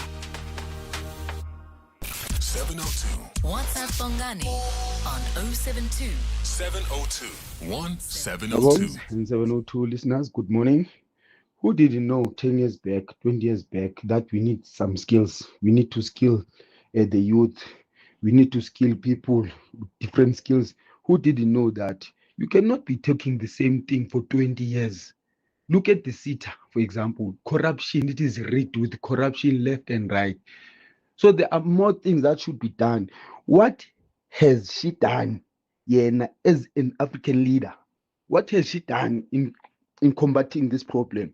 Luvuyo Kasmeri. Hi, Bongani. Zuko, just wanted to find out, Nkosazana goes to India to look at training centers. I mean, has she ever asked herself for what happened to the technical schools that we used to have before? Because all of these skills that she says she saw in India were things that were done at those technical schools. Thanks. Yeah, Mr. Bingwa, to think about this woman that you're interviewing was supposed to be our president.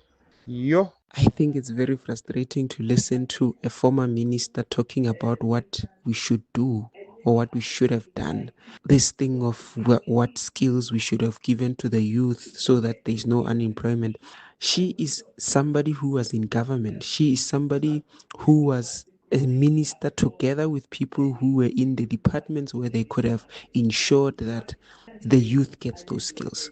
So today you want to come on radio and say, should have, could have. It's just like, come on. She was in government. Won the team. I think we tried with Nkosazana and Dlamini Zuma. They are all hiding behind fingers, saying their problem is it's not theirs. As a former minister and as an ANC member, you won't agree that they made a mess up. Now it's with them. They will never, based on South African as a country being afraid to take a certain stand against foreign countries. Our foreign policy as a country, it's not clear and direct.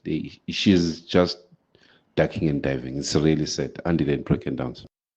Look, to be fair, she's mostly now a retiree and mostly out of public life. But I thought it was important to bring in possibly one of the most senior politicians in this country over the last 32 years. She has held positions at the helm of health, at the helm of foreign affairs, what we now call DIRCO.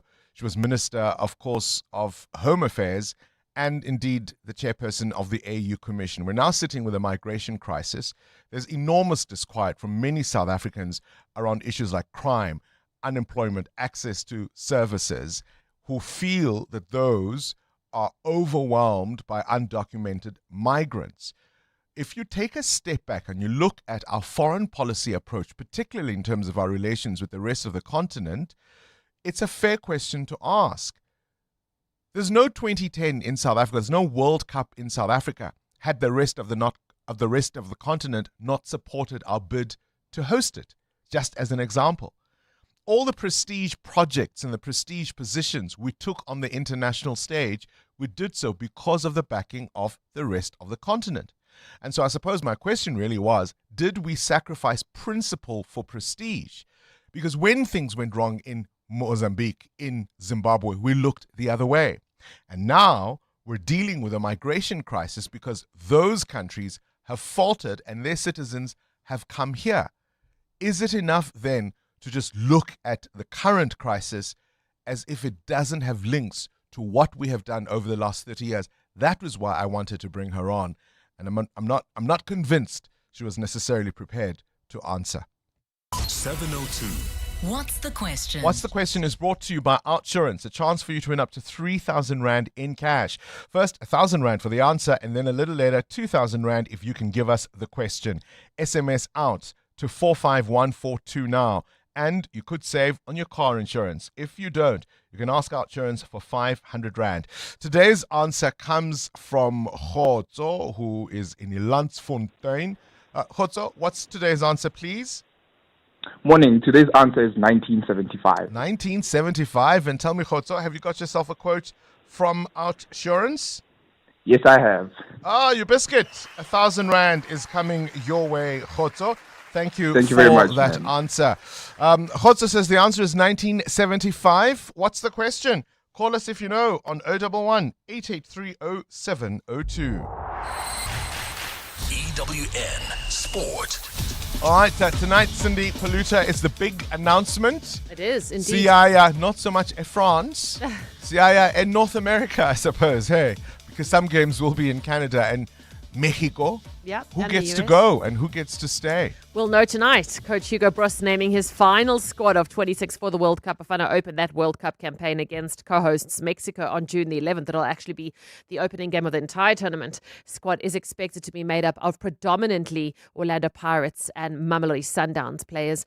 The announcement live on the SABC from 7 p.m. In the PSL promotion playoffs, Cape Town City lost to Milford 1-0 yesterday in the first match in Labi with a penalty.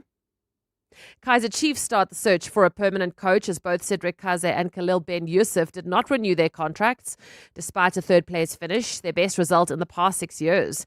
Also yesterday, Stellenbosch confirming Gavin Hunt signing a new 2-year deal. It was just this Chiefs scenario. Yeah. It's their best finish, as you say, in 6 years, third place, and the guys who got them to that point are leaving? Yeah, it was always going to be an interim position, right? Because they took over from October last year. So if it works, why change it? Because you want to be better than third. All right, I want to hear from Chiefs fans. Are you happy with this? You finally found some kind of winning formula. Do you keep it going or do you look for something else? I think if we knew the answer to that question, there would all be millionaires. Yes, coaches wouldn't be on the PSL dartboard every month or so. United Rugby Championship quarterfinals this weekend. The Lions are in Dublin to play Leinster. The Stormers are hosting Cardiff. The Bulls welcome Munster. Bulls captain Marcel Coetzee on Munster being without key players, including fly half Jack Crawley. I don't think really that much. They've got a system that works for them. They've been playing knockoff rugby for the last few weeks, so I think they're pretty settled, whichever squad they bring. For us, it's just being mentally prepared for what's coming. We've got some few ideas that we want to implement on the day. So it's all about rising to the occasion and enjoying the moment. In New Zealand, captain Scott Barrett has been ruled out for 3 to 5 months. He needs back surgery, so he misses the All Blacks tour to South Africa and the Nations Championships test. At Roland Garros, the men's 6-seed Medvedev out in the first round after losing in 5 sets to Walton. Medvedev on why he's been so erratic. Every tournament has a different court, different balls, different... I can be different every day. I don't like to stand up early, and I'm usually less performative when I stand up at 6:50 in the morning. I like to sleep in. So this is just part of small...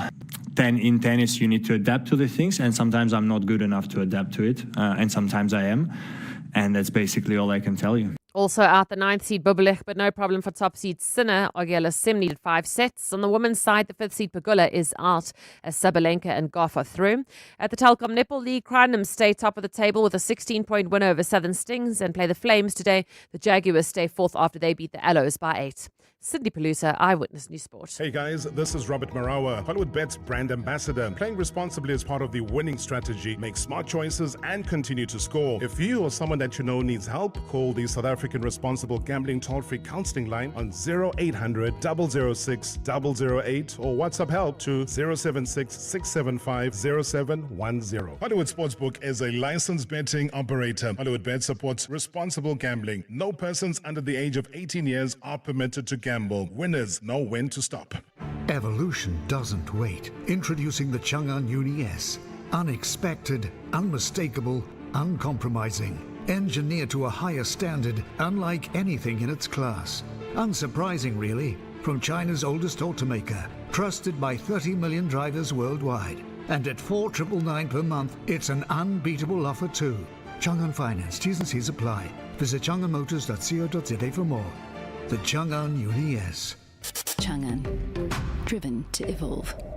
We could tell you we're the best bank in Africa, but if you're a CEO or CFO looking to scale, you'll want the numbers. Like that 350 of Africa's corporates bank with us, that 80% of its billion-dollar corporates trust us with their business, and that our systems process 300 million rand a minute. That's 430 billion rand every day. Grow with the bank that does big numbers. Standard Bank Corporate and Investment Banking. Standard Bank is an authorized FSP and registered credit provider. T's and C's apply. Lights, camera, KwaZulu-Natal. This winter, KZN takes center stage and the world is watching. Catch the Clement Manyachela Show live from the launch of KZN's winter season campaign this Friday with the KZN Tourism and Film Authority. From scenic coastlines and the rolling green hills of the KZN Midlands to rich culture, incredible food, adventure experiences, and so much more. Discover why KZN remains one of SA's most exciting winter destinations. Don't miss the Clement Manyachela Show live from the KZN Midlands this Friday with the KZN Tourism and Film Authority. Wozobone. It's showtime in KZN on 702. EWN Traffic. 11 minutes before 8, this EWN Traffic brought to you by the House of Citroen. The all-new Citroen Basalt is here. Book a test drive at citroen.co.za. Amo? Well, Bongani, if you're traveling in the city of Tshwane, we've got problems for you. The N1 South is heavily backed up. This is between Sefako Makgato exit and Linwood Road. That's due to a major accident seen right after the Proof Plus interchange. As a result, the N4 West is backed up coming out of Tamboti Avenue. If you are leaving Mountain View at this moment, do expect heavier traffic volumes on the R80 East approaching Eskiampatlele exit. That's also due to roadworks that are taking place along that route. So please be on the lookout there. We still have got queuing traffic along the N14 East between the R55 and the Braakfontein interchange. And then, of course, the R21 really remains problematic this morning. That's due to that major accident seen where a truck rolled over. Unfortunately, it's about a 15-minute hold-up coming out of Atlas Road. The R21 South is also backed up due to onlookers. We'll have more updates. Stay tuned. There's more EWN on air, online, and on the EWN app. The all-new Citroen Basalt is here with keyless entry, wireless Apple and Android CarPlay. It's made to look good and make life easy. And with that 470-litre boot, it's ready for every outfit change and then some. The all-new Citroen Basalt Coupe SUV from 354,000 Rand. Register now for the limited launch deal assist of up to 40,000 Rand. Book a test drive today at citroen.co.za. T's and C's apply. If it ain't broke, don't fix it, they say. But my toaster isn't broken exactly. It just lands my toast on the kitchen floor. You see, some things only kinda never work. Like a financial plan based on generic advice. That's why Momentum accredited financial advisors take the time to understand you and only then apply their expertise. Advice meets your context. Momentum, your journey to success. Momentum is part of Momentum Group Limited, an authorized financial services and registered credit provider. Play, win, Jigizinto. It's a whole new ball game with Sizekaya. We're making your favorite game great again with Match Play. Predict, play and win from the outcomes of different matches across soccer, rugby and cricket at halftime or full-time. Enjoy more games, enjoy more moments, enjoy more chances to win big. Players must be 18 years or older. Play responsibly. The National Lottery is officially operated by Sizekaya from June 1. Your boss noticed. Your ex noticed. The neighbors definitely noticed. Because some cars say, I rented a car.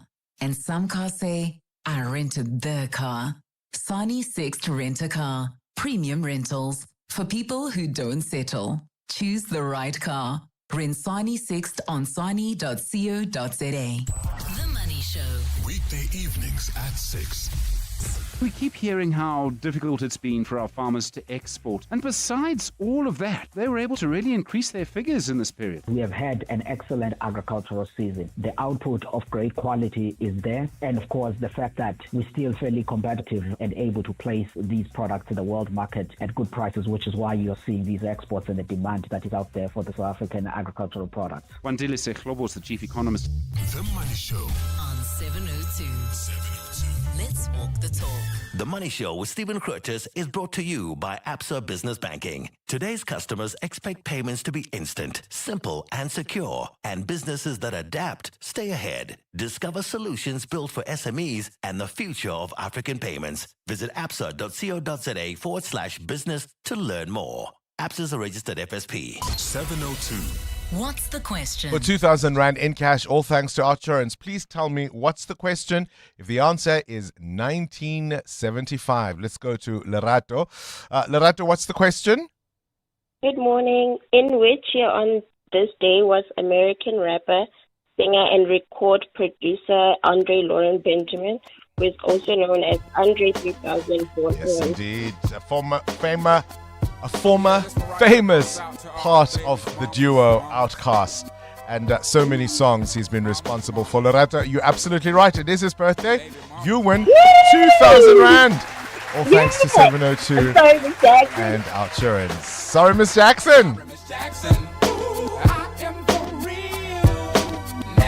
meant to make your daughter cry. I apologize a trillion times. I'm sorry, Miss Jackson. Outsurance can't improve your karaoke skills, but they could improve the car insurance premium you currently pay. SMS out to 45142. Get a quote today, and if Outsurance can't save you money on your car insurance premium, ask for 500 Rand cash. Make that 1,500 Rand if you've been claim-free and with the same insurer for 3 years. Get a quote and get savings or cash. Either way, you win. SMS out to 45142. Want all the bells and whistles of car insurance at a great price? It's time to switch to Outsurance. Not only could they save you some big bucks, you also get the legendary Out bonus that pays you a percentage of your premiums back if you're claim-free. So, are you ready to switch and save? Don't miss out. SMS right now to make sure you always get something out. SMS out to 45142. That's out to 45142. Outsurance. Licensed insurer and FSP. T's and C's online. Managing your workforce shouldn't be complicated. That's why businesses choose Onacy, a proudly South African cloud-based payroll and HR solution. From payroll and e-recruitment to performance management and self-service tools, we streamline the way businesses handle their people. Scalable, secure, and always online, our system evolves with your needs because your workforce deserves the best. Switch to Onacy and experience payroll and HR done right. Visit onacy.com today. Johannesburg Water has completed the new Brixton Reservoir, water tower and pump station, strengthening water supply across the city. The upgrade improves storage capacity, system stability, and distribution reliability. Areas benefiting include Brixton, Crosby, Hurst Hill, Sophiatown, Coronationville, Westbury, Auckland Park, and Mayfair, along with major institutions like Rahima Musa Hospital, Helen Joseph Hospital, and the University of Johannesburg. This forms part of Johannesburg Water's ongoing investment in resilient infrastructure. Brought to you by Johannesburg Water. That's Liesel, before she got naked. Liesel checked her insurance premium and got angrier than the time a teenager called her Tunny. So Liesel got naked and got comprehensive car insurance and a way lower premium in seconds, all on the Naked app. There we go, Liesel. Get a car and home insurance quote now at naked.insure and see how much you can save when you get naked. Naked Financial Technology is an authorized FSP. Get naked. For 85 years, the Industrial Development Corporation has backed the doers, black industrialists, youth-owned businesses, women building economies, and the innovators turning possibility into progress. Speak to the IDC about financing your industrial project on the continent. We back Africa because we are Africa. Visit idc.co.za. 702. 702. What's gone viral? With Kabazela. Time now for the world of viral content. Kabazela. Good morning to you, Belle. I insist this is probably the way I most frequently park, reversing. I knew it. I knew you were going to be a reverse parker. And the question I wanted to ask you is, have you always been a reverse parker? Or did you only become a reverse parker when you got a fancy car with the cameras on the side, the back, the beep sensors, all that kind of thing? Oh, wow. I've always been a reverse parker. I do it mostly for security reasons. I'd rather reverse into my yard, so I drive with the car facing towards the front. But even if you're at an event, like a funeral or a wedding, I'd rather park in such a way that I can just leave directly versus reversing out of any parking situation. And a quick pull in at the shopping center, do you always reverse park, or do you, sometimes just go in, I'm not as finicky there. I'm not as finicky there. Okay, yeah. But some people, they only reverse park. And the reason we're talking about this is because a guy by the name of The Goblin posted on X, he said, backing into parking spots is performative. So people want to show off when they are reverse parking. Why not? I know, and I mean, I'm very conflicted on this. I used to judge people like if I was pulling into the parking area and I see somebody now in front and they taking their time to reverse, I'd be like, why? And then I got a chance to drive that Wild Track, the Peugeot Wild Track that you were advertising not too long ago. And this thing had cameras left, right, center, and it made it so easy.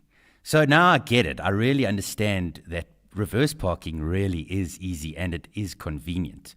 So, but let's put it out there.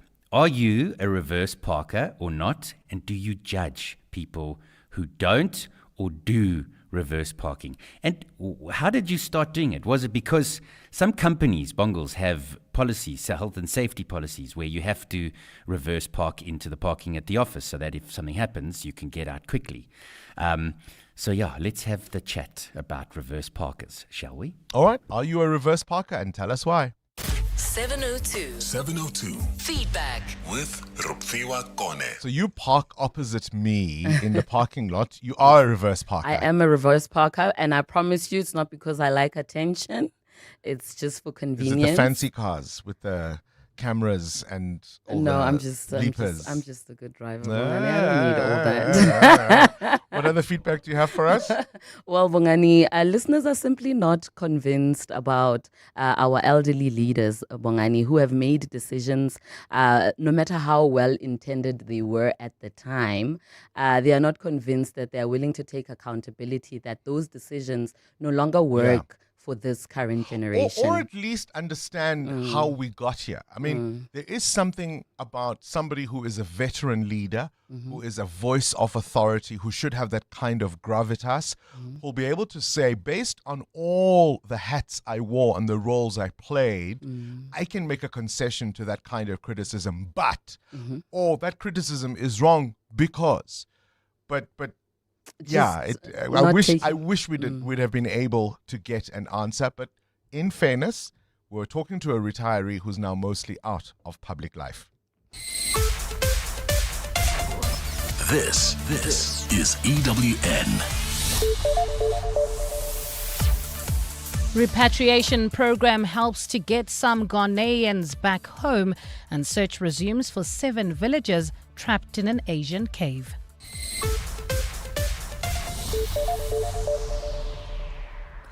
Good morning, I'm Bali Dlamini. The first group of Ghanaian nationals voluntarily leaving South Africa are flying out this morning. The group gathered at the OR Tambo International Airport after they were processed by the Ghana High Commission and Home Affairs at the weekend. They say they fear for their lives as demonstrations continue in parts of the country against illegal migration. The migrants say they came to South Africa in search for better opportunities, but they now live in fear. Ghana's High Commissioner to South Africa, Benjamin Kwashi, recently rejected claims that some of the members of the group did not have valid documents to be in the country. What do you define when you talk about illegal immigrants? An immigrant who came here with a work visa for 4 years and after working for 4 years has gone to Home Affairs to go renew. It's taken 3 years that Home Affairs has not giving them back their permits, either to say we've cancelled you or either to say have it and work. Is that what you call illegal immigrant? At the same time, President Cyril Ramaphosa is expected to table a continental migration compact at the upcoming African Union meeting in Egypt next month. Briefing journalists on the outcomes of the ANC-NEC meeting yesterday, the ANC's Secretary General, Fikile Mbalula, says the compact would lay the foundation for a framework aimed at addressing the issue of undocumented migrants. Mbalula says South Africa is faced with a security risk due to unknown individuals entering the country and conducting activities without being documented. Mbalula defended the right of South Africans to protest, but says demonstrations must take place within the prescripts of the law.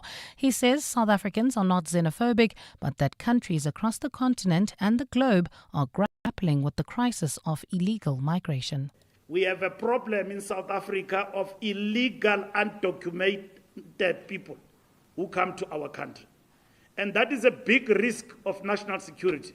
But at the same time, there is a danger that this situation can degenerate. Deputy President Paul Mashatile is expected to visit the Cape Flats today as deadly gang shootings continue. During last week's parliamentary question session, Mashatile promised to head to the crime hotspot. His visit comes amid a multi-million rand military deployment to crime-hit areas where daily shootings have left communities living in fear. Tabiso Koba has more. Despite the presence of soldiers and dozens of arrests, gun battles and killings have continued in hotspots, including Mitchell's Plain, Delft and Kalkfontein. While the South African National Defence Force says it's still too early to measure the success of Operation Prosper, many residents say conditions on the ground have hardly changed. The army has been deployed in the Western Cape for more than a month, carrying out anti-crime patrols. Deputy President Paul Mashatile says he now wants to see the situation firsthand. Deputy President spokesperson Keith Khoza. While responding to questions for oral reply in the National Assembly, the Deputy President made a commitment to Honourable Wesley Marshall Douglas, who is a Member of Parliament, to conduct an oversight visit to the Cape Flats, particularly to assess progress in the implementation of measures aimed at combating gang-related criminality under Operation Prosper. The Deputy President, accompanied by ministers and deputy ministers, will visit 3 gang-ravaged communities. Tabiso Koba, Eyewitness News. The lawyers for suspended organised crime unit member Fani Nkosi are confident that his bail appeal will succeed. Yesterday, the Pretoria High Court reserved judgment after hearing final arguments in Nkosi's bid to overturn a lower court's decision to keep him behind bars. Nkosi was denied bail last month after the Pretoria North Magistrates Court found that he could interfere with investigations or even evade trial. Mongezi Gogo has more. The suspended sergeant faces charges including the possession of police dockets, illegal firearms, ammunition and a stun grenade found during a raid at his home. During his bail appeal yesterday, the state raised questions of large sums of cash found on Nkosi's property and money moving through his bank account despite his estimated 16,000 rand salary. But defense lawyer Hendrik Potgieter told the court the state failed to prove that Nkosi would commit further offences or flee if granted bail. Potgieter says the defense is satisfied with the arguments it placed before the court. There is an abundance of posts that would have been able to deal with the fears of the state in respect of the appellant to be granted bail. Judgment is expected to be handed down at a later stage. Mongezi Gogo, Eyewitness News. And in Southeast Asia, rescue efforts are continuing in Laos for 7 people trapped in a flooded cave. A diver says it's now a race against time to bring them back to the surface a week since they were trapped. The villagers entered the cave searching for gold but were trapped after heavy rain triggered flash flooding, blocking their exit. Authorities and villagers have worked to pump out water, but rescue teams were not able to reach the group. This morning, villagers gathered outside the cave to perform a traditional spiritual ceremony, calling for the protection of the rescuers as well as those who are trapped. Gold is trading at $4,507.48 an ounce.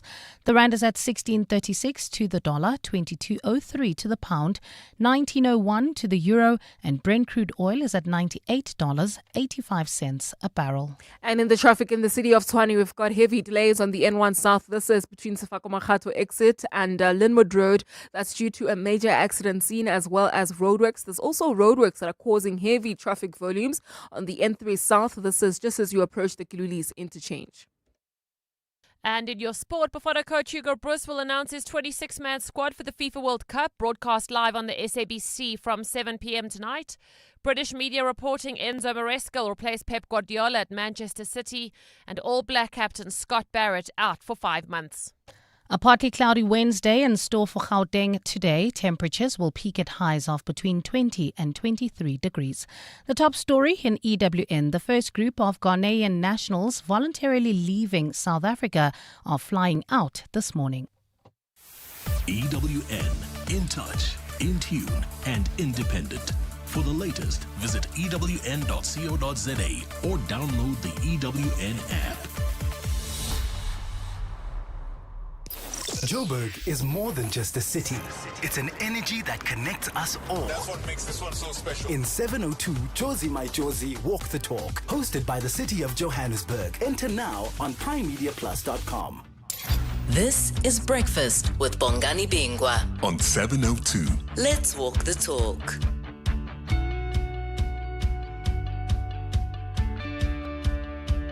8 minutes after 8 o'clock, the first group of Ghanaians, and I understand it's only 300 that are flying out this evening.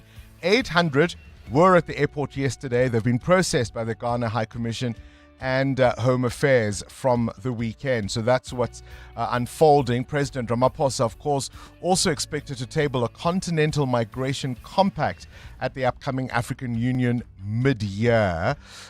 We spoke a little earlier to the former African Union chair, Dr. Nkosazana Dlamini Zuma, and I was particularly interested in her perspective because she has been saying there's a disjuncture between how South Africans see themselves in relation to the rest of the continent. It's that old joke where people will talk about having come back from Egypt or, Nigeria, having traveled on the continent and say, oh, I've been to Africa, or have you been to Africa? People will say, people will make reference about people from Africa. Where from Africa are you? As if we are floating, on some island in the middle of the Atlantic Ocean. We are, of course, very much from this continent, but policy matter. Approach to policy also matters. I wanted to know, would you agree with the criticism that South Africa, principally, we sacrificed principle for prestige? We wanted to be part of NAPAD. We wanted to have a powerful voice on the continent. We wanted to be a leader on the continent. We had prestige projects such as the World Cup, none of which we could have got without the support of Africa. This is Breakfast with Bongani Bingwa on 702.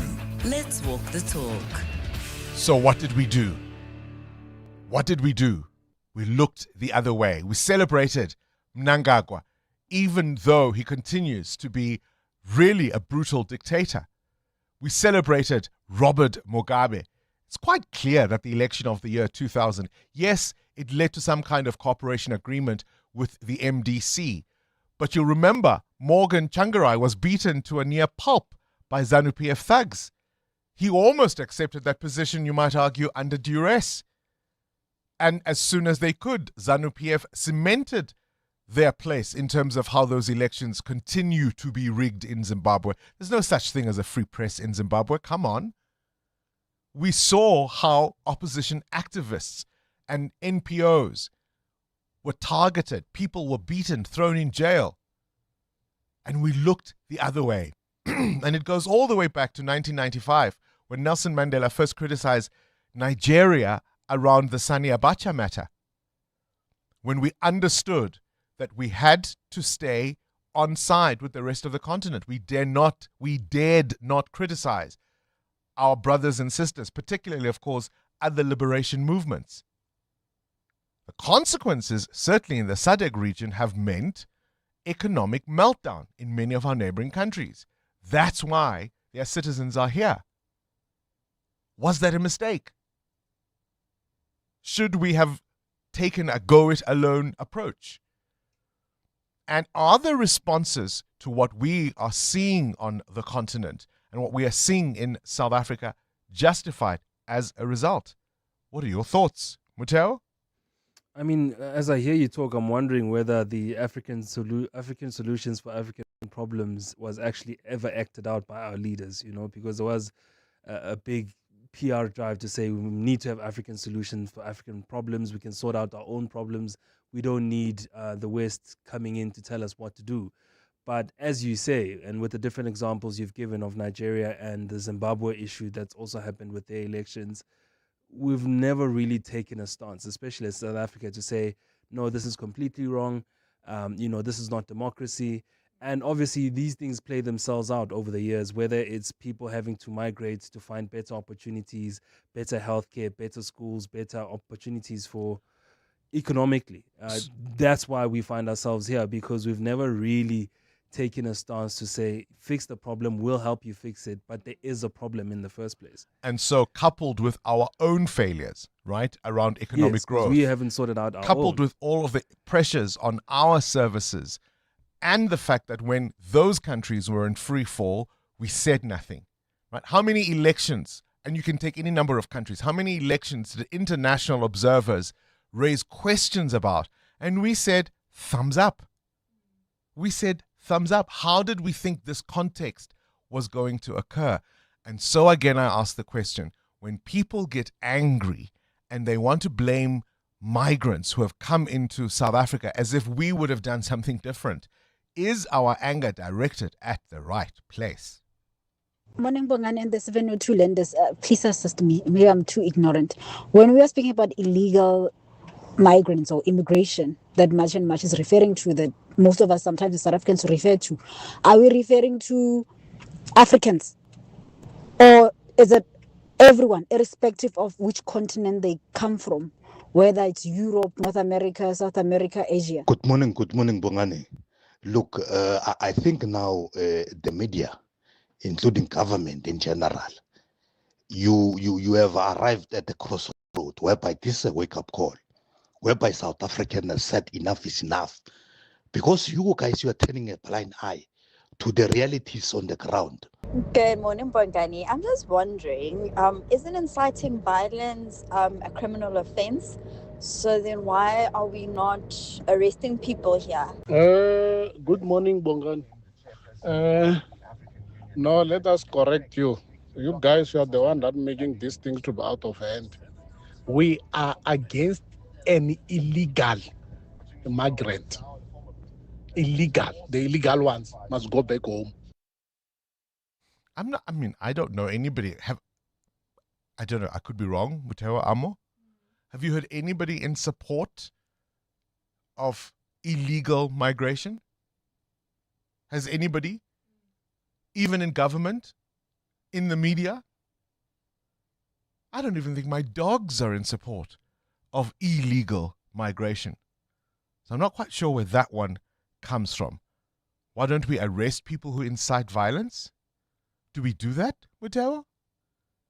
Didn't you see last week protesters shambocking people in front of uniformed police officers on camera on national TV? They weren't arrested.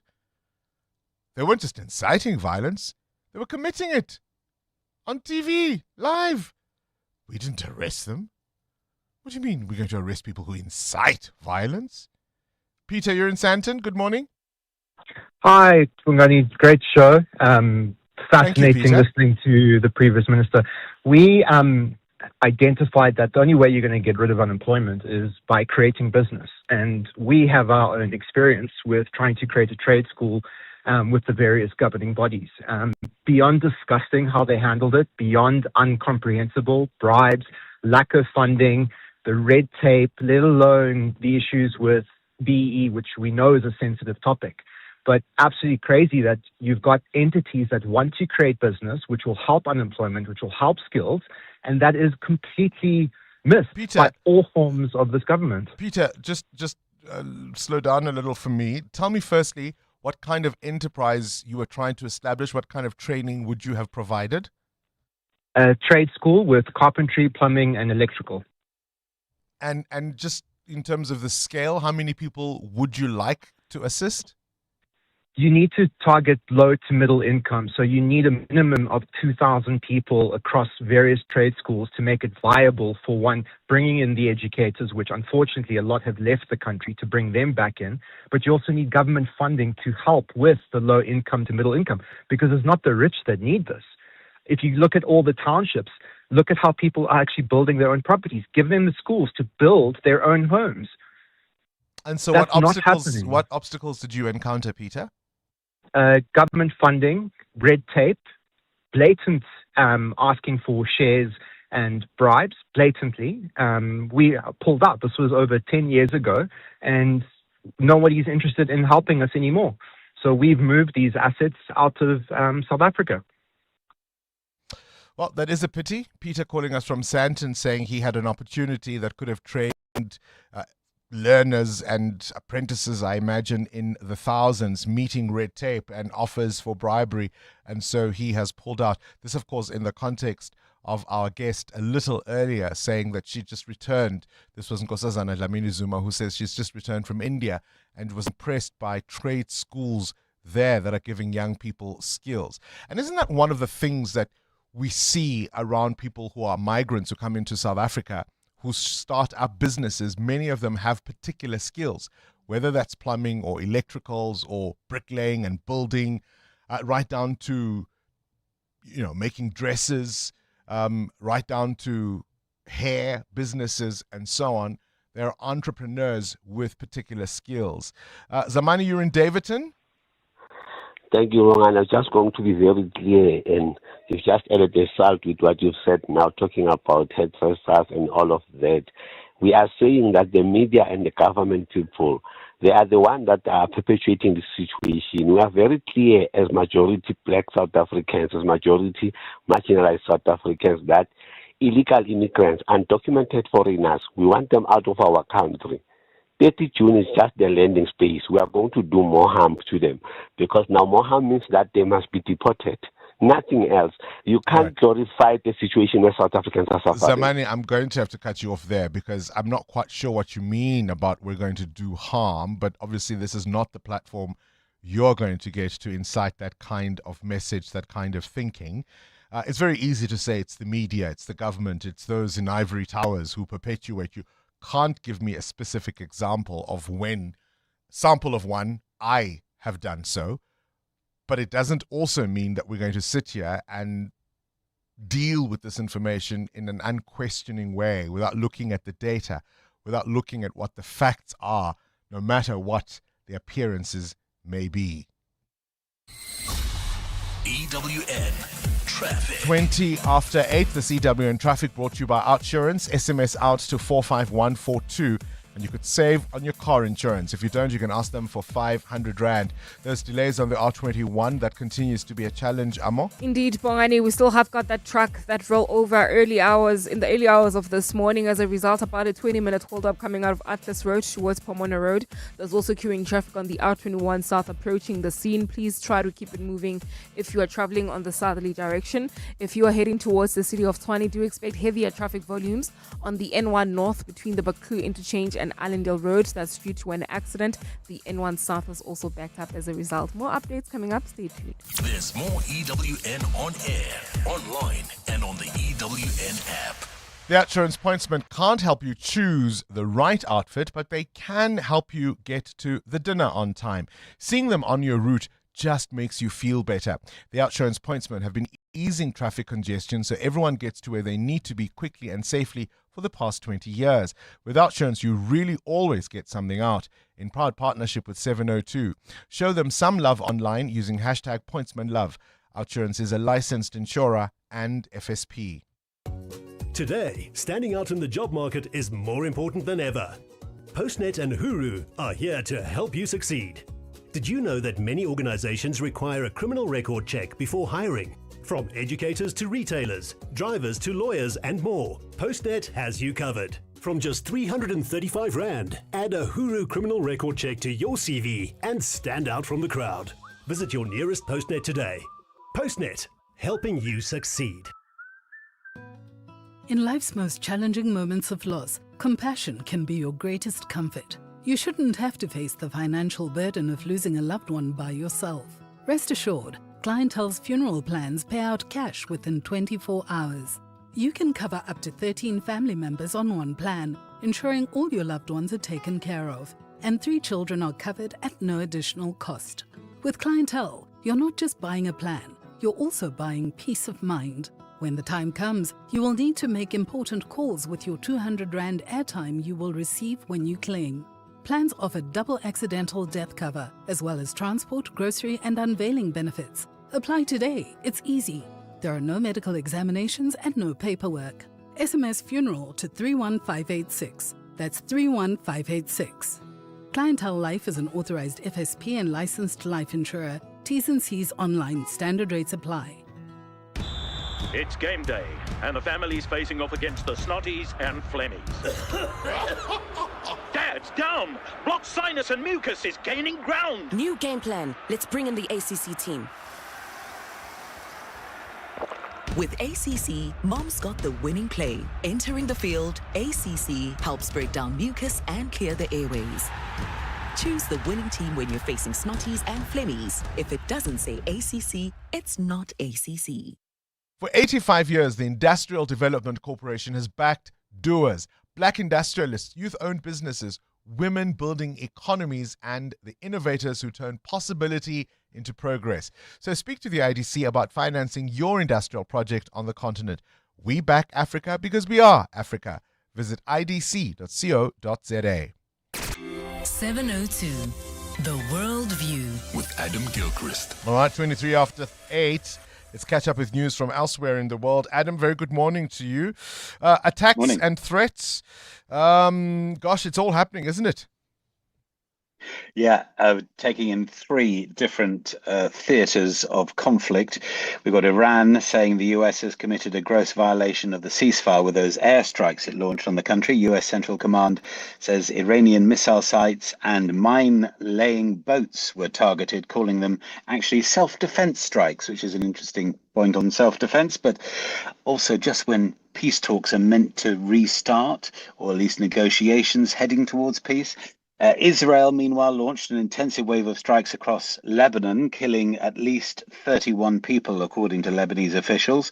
And the Israeli military has vowed to step up military action. They say they've already targeted 100 Hezbollah infrastructure sites. It does appear, though, it wasn't just Hezbollah operatives who perished in those attacks. And Russia, just to lump in another theatre of war, Russia has launched a fresh wave of what they call systematic strikes against Kiev. After already carrying out one of the largest ever attacks in the Ukrainian capital, they're now advising Moscow. They're saying foreign nationals and diplomats should leave Kiev as soon as possible. And they're also warning citizens to stay away from administrative and military buildings. Although, frankly, the way they target apartment blocks and hospitals and schools, they should probably warn people to stay away from those too. It just feels like, in lumping those 3 together, we're reporting a terrifying bunch of bullies and 3 rather important conflicts that don't seem to have a resolution at this stage.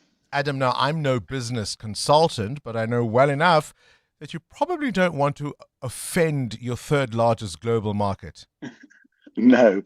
So Starbucks in South Korea has, as they put it, suffered a very significant fall in sales because of a marketing campaign. It was a marketing campaign only in South Korea, so the rest of us wouldn't have twigged, basically, until it became clear that what they had done was evoke the military crackdown in South Korea in 1980. This is when the military government of South Korea deployed troops and tanks to suppress the Gwangju uprising, to suppress pro-democracy demonstrations at the time. Hundreds of people are estimated to have died in that crackdown or gone missing. And Starbucks in South Korea decided they would bring out some coffee shop commemorative cups, Tank Day cups, to, as it were, celebrate the Gwangju uprising and its suppression. I mean, crass or what? Hurt, anger, consternation, recrimination, they've all come out. There's also been an apology from Starbucks. But yes, a coffee shop can elicit such strong emotions. Yeah, indeed. I mean, I think even the CEO has been fired over this. Now, from falling, I suppose, prices or sales rather to falling drones, Adam. Yeah, we've got a bit of an oopsie-daisy here. So you wonder if this is a sort of life lesson for us all. 90 drones, more or less, 90 drones fell from the sky as they were buzzing over Darling Harbour in Sydney in Australia during a winter light show. And you see video footage of the drones splashing down into the water close to where the crowds had gathered to see the light show. These devices are frequently used in fancy laser and light shows because they make amazing patterns in the sky.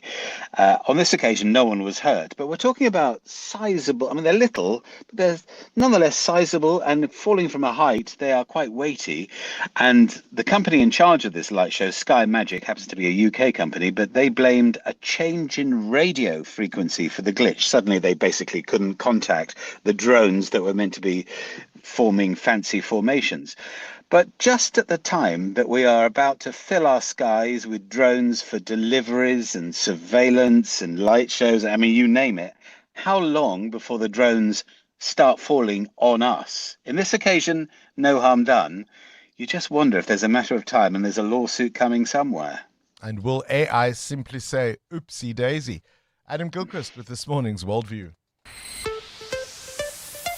EWN Business. Business news now. Mutero Hwaripe, China remains the factory of the world. Yeah, industrial profits in China up 24% in April. The increase marked the fastest growth since November of 2023. That's according to financial data out of the government in China, and accelerated from a 15.8% rise in March. Now, in the high-tech and AI sector in China, the computer, communication and electronic equipment segments saw a massive 107% year-on-year surge, while the profits from non-ferrous metals, smelting and processing jumped 117%. That's for metals and mining, while petroleum and chemicals also went up as energy prices rise.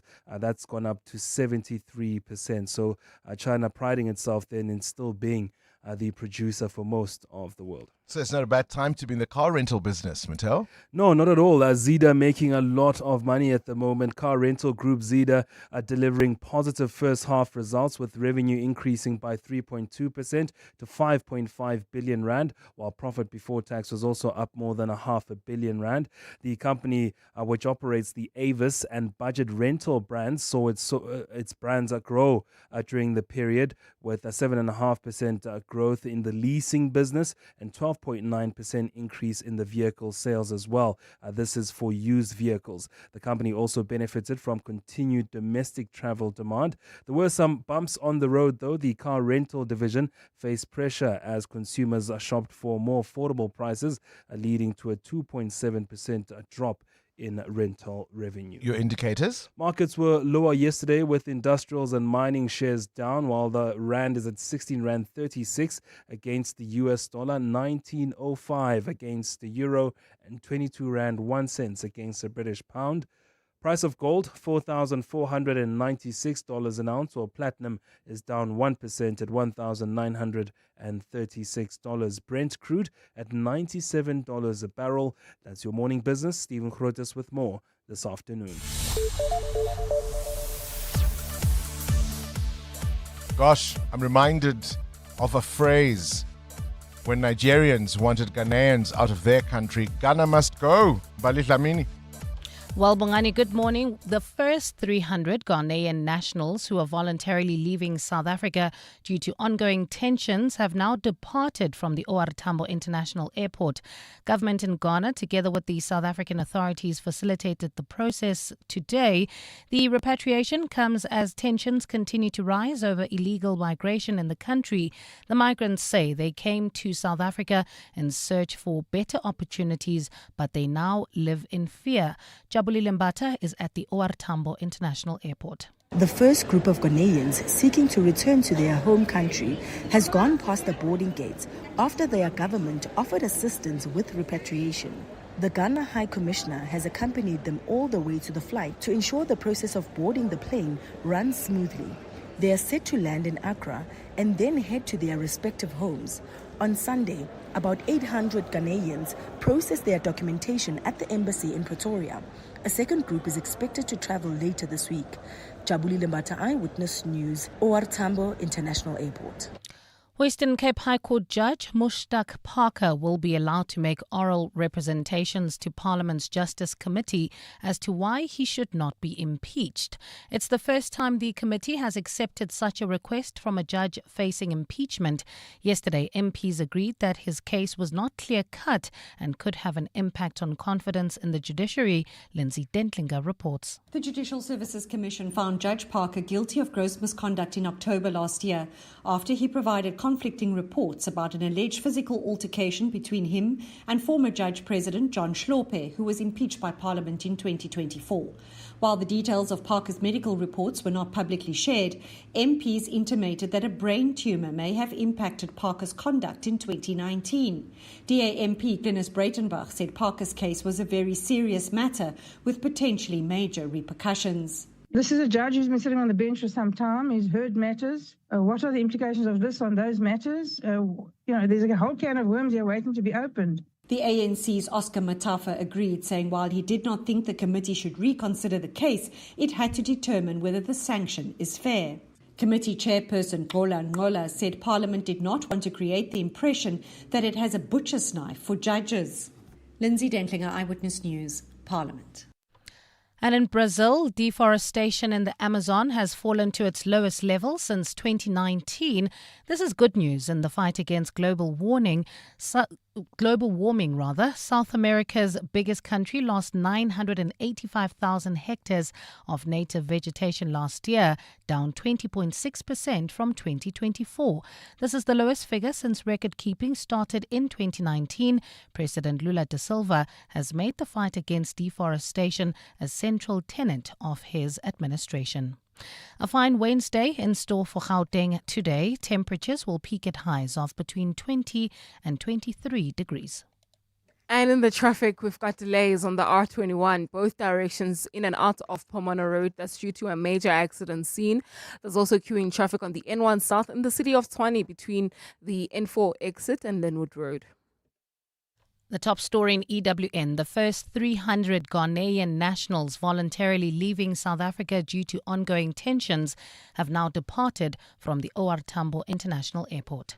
The world's best male and female paddle players are coming to South Africa. The historic Premier Paddle Pretoria P1 will be at Sunbet Arena Times Square from 26 July to the 2nd of August. Expect world-class action, unbelievable energy, premium hospitality, and an atmosphere unlike anything South African sport has seen before. This is Africa's biggest paddle tournament ever, and tickets are selling fast. Don't miss your chance to witness the sport's biggest stars in South Africa. Get your tickets now at primemediaplus.com. Let's hear from Chantal and Mel, owners of Jelly Body and Nail Studio, why it pays to switch to Outsurance Business Insurance. We were with our previous insurer for about 4 years, and when we decided to switch, it was actually a flawless process. It definitely pays to switch. For beauty salons, convenience stores, and all other businesses, get a quote today and see why it pays to switch to Outsurance Business Insurance. Visit outsurance.co.za or call 08600 60,000 today. Licensed insurer and FSP. TCs and information online. Mom, I know what I want to be when I grow up. Oh, really? I want to be an astronaut. An astronaut? Aren't you aiming a little high? Well, that's where you come in. I need you to buy me Pediasure. It has 27 vitamins and minerals to support my growth so that I hit all the milestones, and it's scientifically proven. Okay, Miss Clever. Where can I buy Pediasure? It's available at pharmacies and retailers in South Africa. Pediasure by Abbott. Approved by kids to fuel their dreams. Calling on all aspiring radio stars. This June, 7:02 Afternoons with Relebohile Mabotja is bringing back Youth Takeover Thursdays. If you or someone you know dreams of being on air as a talk show host, newsreader, traffic reporter, or sports presenter, we want to hear from you. A select few will shadow the team, go live on 702, and walk away with a professional demo. Email 702afternoons@702.co.za with your details. The role, a short motivation, and a 1-minute demo. Applications close on 29 May. 702. WhatsApp Bongani on 072 702 1702. Morning, Bongani. I park in reverse because that's what K53 taught us. Nowhere in K53 or in driving school where we taught to park nose first. It's not because we're trying to show off. It's convenient. It's easy to get out. It's safe. Reverse parking is what we were taught. For those who have a decent license. Hi, Bongani and Kavazela. Yeah, this is Sigurd Tusumani. At work, I used to park, reverse park, Yeah, it's gotten into me, but but it makes it easy. It makes it easy, when you knock off, maybe you are in a rush, you just, instead of, because there's lots of us trying to come out of the parkings and then reversing and so on. But when you reverse park, it's easy to go out. Thank you. Hey Bongani, it's Ndombe here from Centurion.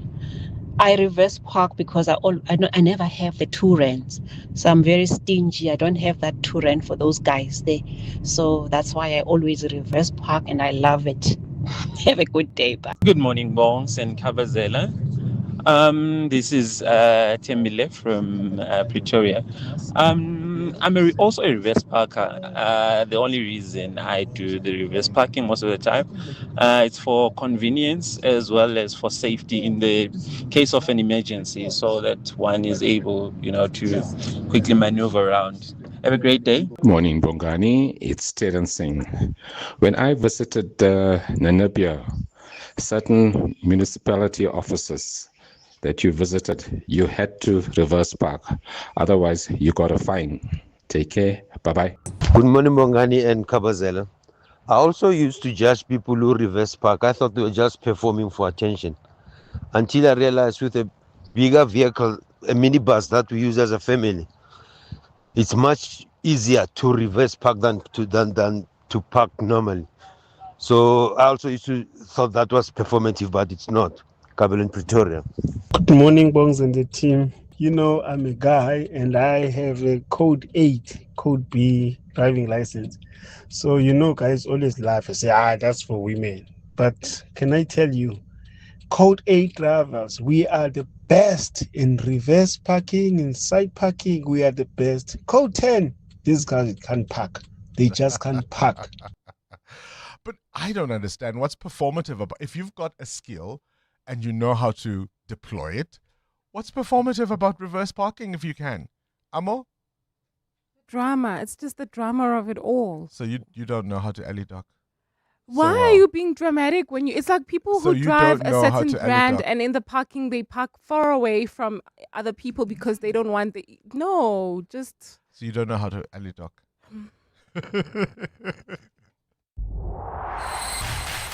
EWN Sport. I've fully recovered in every sense, Cindy Paluta, except for when I laugh. Oh my word. Oh yeah, well then I won't make you laugh. Now he's laughing. But quite normally. How good are you at reverse parking? I'm pretty good. I'm pretty good at it. And I only started to get nervous I used to be really good at alley docking as well until when you go to Parkhurst and those places, and now restaurants are on the street, so somebody's watching you alley dock. But if nobody's watching me alley dock, I actually do it very well. But that's not what we're here about. We're here for sport. Final 26-man squad to represent South Africa at the FIFA World Cup will be announced by coach Hugo Broos tonight at 7. It'll be broadcast live on SABC3. South Africa opens the tournament on the 11th of June against Mexico. That's just under 2 weeks' time. Or just over 2 weeks' time, rather. In the PSL promotion playoff games, Cape Town City's bid to get back into the Betway Premiership was dealt a blow. They lost to Milford 1-0 yesterday in the first game. British media reporting that Enzo Maresca is expected to be named as Pep Guardiola's successor at Manchester City. Maresca was Guardiola's assistant when City won the treble in 2023. Big blow for the All Blacks. Captain Scott Barrett is out for a minimum of 3 months as he has to have back surgery. He will definitely miss the series against the Springboks. Barrett has been on a non-playing sabbatical this year. He used that time to have surgery on his ankle and his Achilles. At Roland Garros tennis today, the top seeds in action will be second seeds Zverev, Djokovic and de Minaur. On the ladies' side, Rybakina, Swiatek and Andreeva. Yesterday there was 2 upsets. The men's 6th seed Medvedev and the women's 5th seed Pegula are both out. At the Telkom Netball League, Crineham stay top of the table with a 16-point win over Southern Stings. They play the Flames today. The Jaguars stay 4th after they beat the Aloes by 8. In cricket, IPL eliminator later, Rajasthan Royals playing Sunrisers Hyderabad. Last night, Royal Challengers Bangalore beat the Gujarat Titans by 92 runs to book their place in Sunday's final, while Titans wait to see who they meet in Friday's qualifier. And in MotoGP, Marc Marquez confident he'll race this weekend on Mugello despite fracturing his foot 3 weeks ago, while his brother Alex Marquez is replaced by Michel Piero for Team Gresini. Alex broke his collarbone and fractured his back. Cindy Paluta, Eyewitness News Sport. Tarbo's got 6 buckies running around fixing pipes, chasing invoices from Sentin to Soweto. They don't rest. But when one gets messed up in traffic, yo! That's not a scratch, my guy. No bucky, no money. But with Budget's affordable business insurance, Tarbo's fleet is sorted. So when expensive days happen, his hustle keeps rolling. Visit budgetinsurance.co.za for a business insurance quote today. Budget is a licensed non-life insurer and FSP. T's and C's online. At Specsavers, we're committed to offering affordable and professional eye care. That's why we're offering 1,500 Rand worth of savings with our winter promotion. Get a free frame up to the value of 1,500 Rand or use the 1,500 Rand on one of our leading vision enhancements, like Climate Eyes, which automatically adapts to changing light. To qualify, simply purchase a comprehensive eye examination and prescription frame and lenses. Affordable eye care, Specsavers. T's and C's apply. Just Andalex it. Do you have a sore throat? Andalex C Oral Rinse and Spray provides targeted relief from 1 minute that lasts up to 4 hours. It reduces pain and inflammation while numbing the affected areas. It also kills viruses and bacteria that cause sore throats to help prevent serious throat infections. Andalex, South Africa's #1 choice for sore mouth and throats. For more information, speak to your healthcare professional. Just Andalex it. EWN Traffic. 17 to 9. Let's wrap up the morning's traffic, Amo. Well, Bongani, we do have slow-moving traffic on the R21, both directions in and out of Pomona Road. That's due to an accident. A truck rolled over early this morning. It's still there, causing these delays. Please be on the lookout there. If you're heading towards the OR Tambo Airport, please try to use the R23 south and then turn off at Atlas Road. While traveling on the N3 north in the Germiston area, bumper-to-bumper traffic between the Elands interchange and the Van Buren Road exit. That's due to an earlier accident as well. And heading towards the Joburg CBD, about a 20-minute hold-up along the M2 West between Heidelberg Road and the Crown interchange. More updates at the top of the hour. Do stay tuned. There's more EWN on air, online, and on the EWN app. If your medical aid was becoming too expensive, you'd switch, right? So why pay more for car insurance? Switching to Outsurance saved 27-year-old Liam an awesome 640 Rand on his 2020 Ford Ranger. Get a quote now, and if Outsurance can't save you money, ask for 500 Rand or 1,500 Rand if you've been claim-free with the same insurer for 3 years. Do it now. SMS out to 45142. That's out to 45142. Outsurance is a licensed insurer and FSP. T's, C's, and information online. Your boss noticed. Your ex noticed. The neighbors definitely noticed. Because some cars say, I rented a car. And some cars say, I rented the car. Sani Sixt Rent a Car. Premium rentals. For people who don't settle. Choose the right car. Rent Sani Sixt on sani.co.za. The City of Johannesburg Executive Deputy Mayor, Councillor Loiso Masuku, invites you to tune in for the 2026-27 budget speech, theme Building Johannesburg Together, Investing Today, Securing Tomorrow. The budget outlines the city's plans to invest in Johannesburg's future. Watch live on the city's official social media platforms on Wednesday, 27 May at 12:30 p.m. Coming up On the Clement Manya-Taylor Show. on 702. Well, the man of the moment is in the studio between 9 and 12. Of course, you'll be listening to him broadcast. Clement, good morning. Good morning. How you doing? I'm well. I'm good. I'm always well. Yeah. From this day forward and ever. I assume I'm always well. No, You see me here, just you this hear me, week. I'm always well. Next week, Monday, I'll If you ask see you me, again. no. So on the show today, we're going to start with the 702 open line. We'll touch on what Fikile Mbalula said about Sisisi Tolashe yesterday.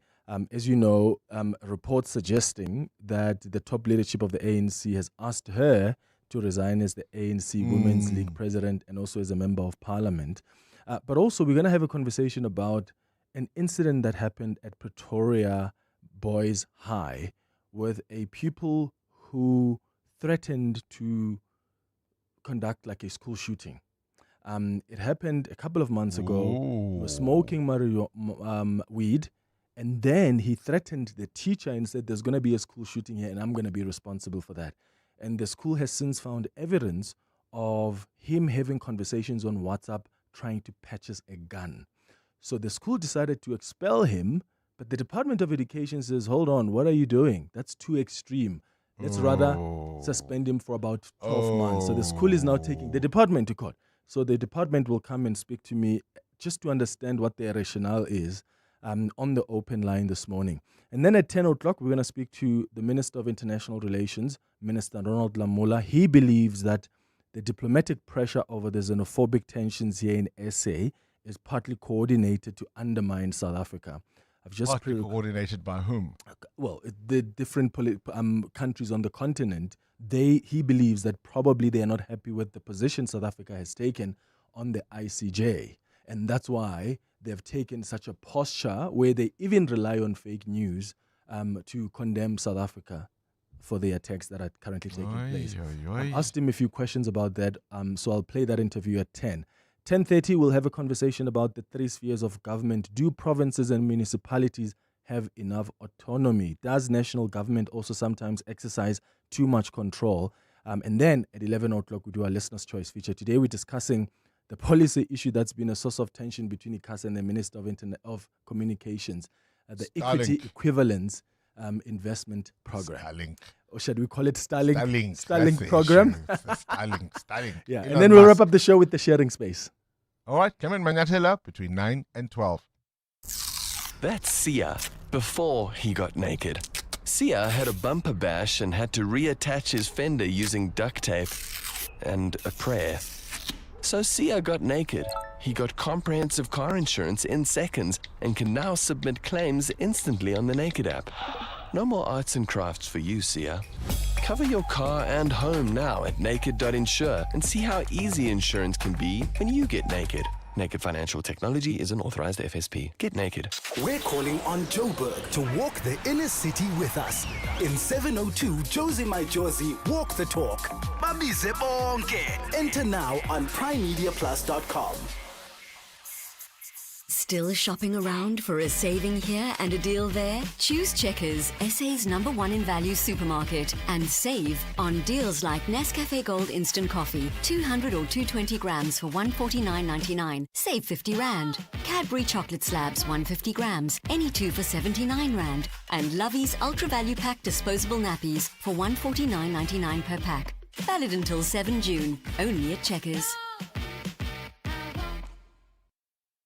For 85 years, the Industrial Development Corporation has backed the doers, black industrialists, youth-owned businesses, women building economies, and the innovators turning possibility into progress. Speak to the IDC about financing your industrial project on the continent. We back Africa because we are Africa. Visit idc.co.za. This is Breakfast with Bongani Bingwa on 702. Let's walk the talk. 10 minutes to 9. South Africans don't need much to come together, but sport, of course, is one of those forces that cuts across language, race, and background. Let's go back to 1995 at the Rugby World Cup. Let's go to 2019, the Springbok triumph. and, of course, countless Proteas and Bafana and Banyana Manyana moments in between. And it's often the jersey that does the talking, is it not? The shared colors that turn millions of individuals into one team. Well, now I'm pleased to tell you, Johnson Workwear is tapping into that national spirit with a campaign that is going to put support front and center. They're giving away, listen to this, 100,000 limited edition supporter jerseys to fans across the country. We are joined now by Dilshan Chetty, who is the head of marketing at Johnson Workwear. Dilshan, a very good morning to you and welcome to our program. Good morning, Bongani. Pleasure to be with you. Now, I've seen these jerseys, or skippers as some might call them. Why do you think sport has this unique ability to bring South Africans together, no matter what is happening in the country? I think you said it beautifully, Bongani. It bypasses characteristics that might be used to divide us or thought to divide us: race, religion, politics. So essentially, it unites instead of dividing us. And particularly when we talk about passion, when it's so positive, like Bafana being in the World Cup or the Springboks winning back-to-back, that sort of positivity is infectious. Tell us about Johnson Workwear's supporter jersey campaign. So as you mentioned, we're giving away 100,000 free South African supporter jerseys. Anyone can enter via our website, johnsonworkwear.com. These supporter jerseys are the perfect companion for Bafana or Bok Fridays, watching the game or coaching from the couch. We just launched the campaign, and so far the response and enthusiasm from the public has been phenomenal. So we're excited to get these jerseys into people's hands. And you've got them in all sorts of sizes, I think from, extra small to 5XL? 100% Bongani. We cater for all shapes and sizes, and South Africa is quite diverse from that perspective. And similar to our workwear range and our clothing range, we offer that broad size curve. And as you say, you can really wear them for any sporting code. We know we'll be talking a lot about the football in the coming weeks, but you can wear it even at the rugby. You can wear it to support, the Proteas. You can wear it to support the netball, etc., etc. Of course. And we've got an incredible sporting calendar coming up, and it's pretty unique. We've got Bafana at the World Cup, which is obviously my highlight. But we've also got, the Proteas at the T20, the ladies Proteas team at the T20 World Cup, which is massive. We've got the Springboks welcoming New Zealand. And then we've got a packed test match schedule. So the Proteas men's team welcoming Australia and England. And we are, of course, world test champions. So the timing feels perfect. And that's why you decided you want to be part of the supporter culture, hey? Absolutely. So how do we enter? So listeners can go to johnsonworkwear.com. It's very, very simple. A short entry form. You then click submit. You're entered into a draw. If successful, again, we're giving away 100,000. You'll get an email telling you've won. You bring, in that email, you've got a PIN code. You bring that PIN code along with you to any one of the 30 Johnson Workwear stores nationwide. You'd select pre-selected one in your entry form. You come in, you collect your South African supporter jersey.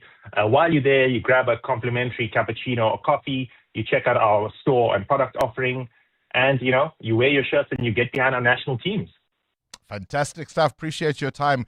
Dilshan Chetty is the head of marketing at Johnson Workwear. 702 podcasts are on 702.co.za.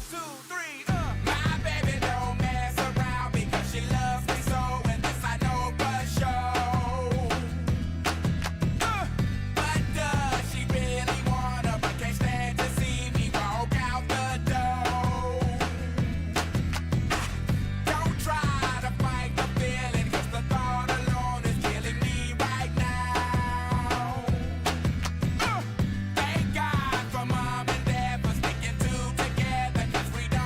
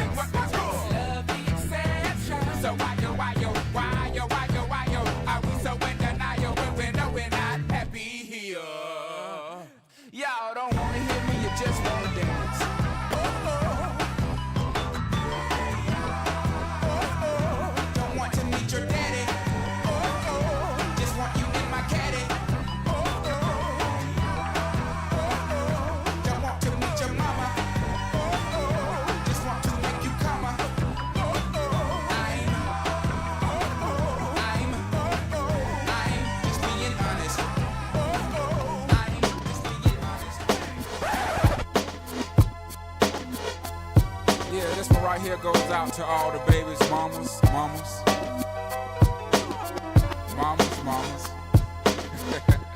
Baby mamas.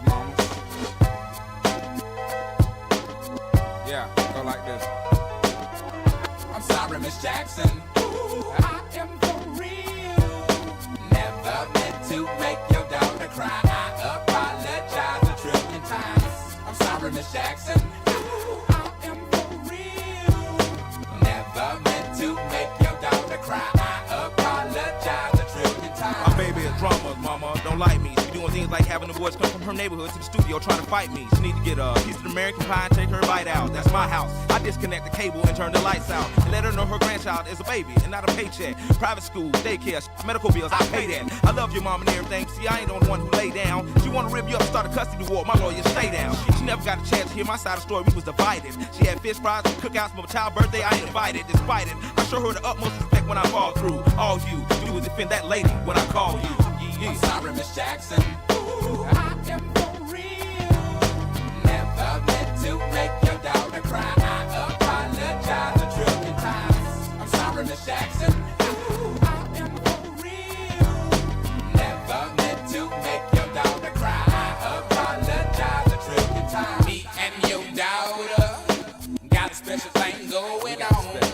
You say it's puppy love. We say it's full grown. Hope that we feel this way forever. You can plan a pretty picnic, but you can't predict the weather. Miss Jackson. 10 times out of 9, now if I'm lying, fine. The quickest muzzle, throw it on my mouth and I'll decline. King meets queen, then the puppy love thing. Together dream about that crib with the good year swing. On the oak tree, I hope we feel like this forever. Forever, never seems that long until you're grown. And notice that the day by day ruler can't be too wrong. Miss Jackson, my intentions were good. I wish I could become a magician to abracadabra all the sadder. Thoughts of me, thoughts of she, thoughts of he. Asking what happened to the feeling that her and me had. I pray so much about it, need some knee pads. It happened for a reason, one can't be mad. So know that everything's cool. And yes, I will be present on the first day of school and graduation. I'm sorry, Miss Jackson. Ooh, I am for real. Never meant to make your daughter cry. I apologize a trillion times. I'm sorry, Miss Jackson. Ooh, I am for real. Never meant to make your daughter cry. I apologize a trillion times. Look at the way he treats me. She look at the way you treat me. Born on this day, 1975, Andre 3000 was born in Atlanta, Georgia. He rose to global fame, of course, as one half of the duo Outkast alongside Big Boy. He's built a successful career acting, known for his creativity, unique style, and hit songs like Hey Ya and Miss Jackson as part of Outkast. You have yourselves a fantastic Wednesday. We'll see you bright and early tomorrow morning. It's 9 o'clock. This is EWN. Good morning, I'm Bali Dlamini. The first 300 Ghanaian nationals voluntarily leaving South Africa due to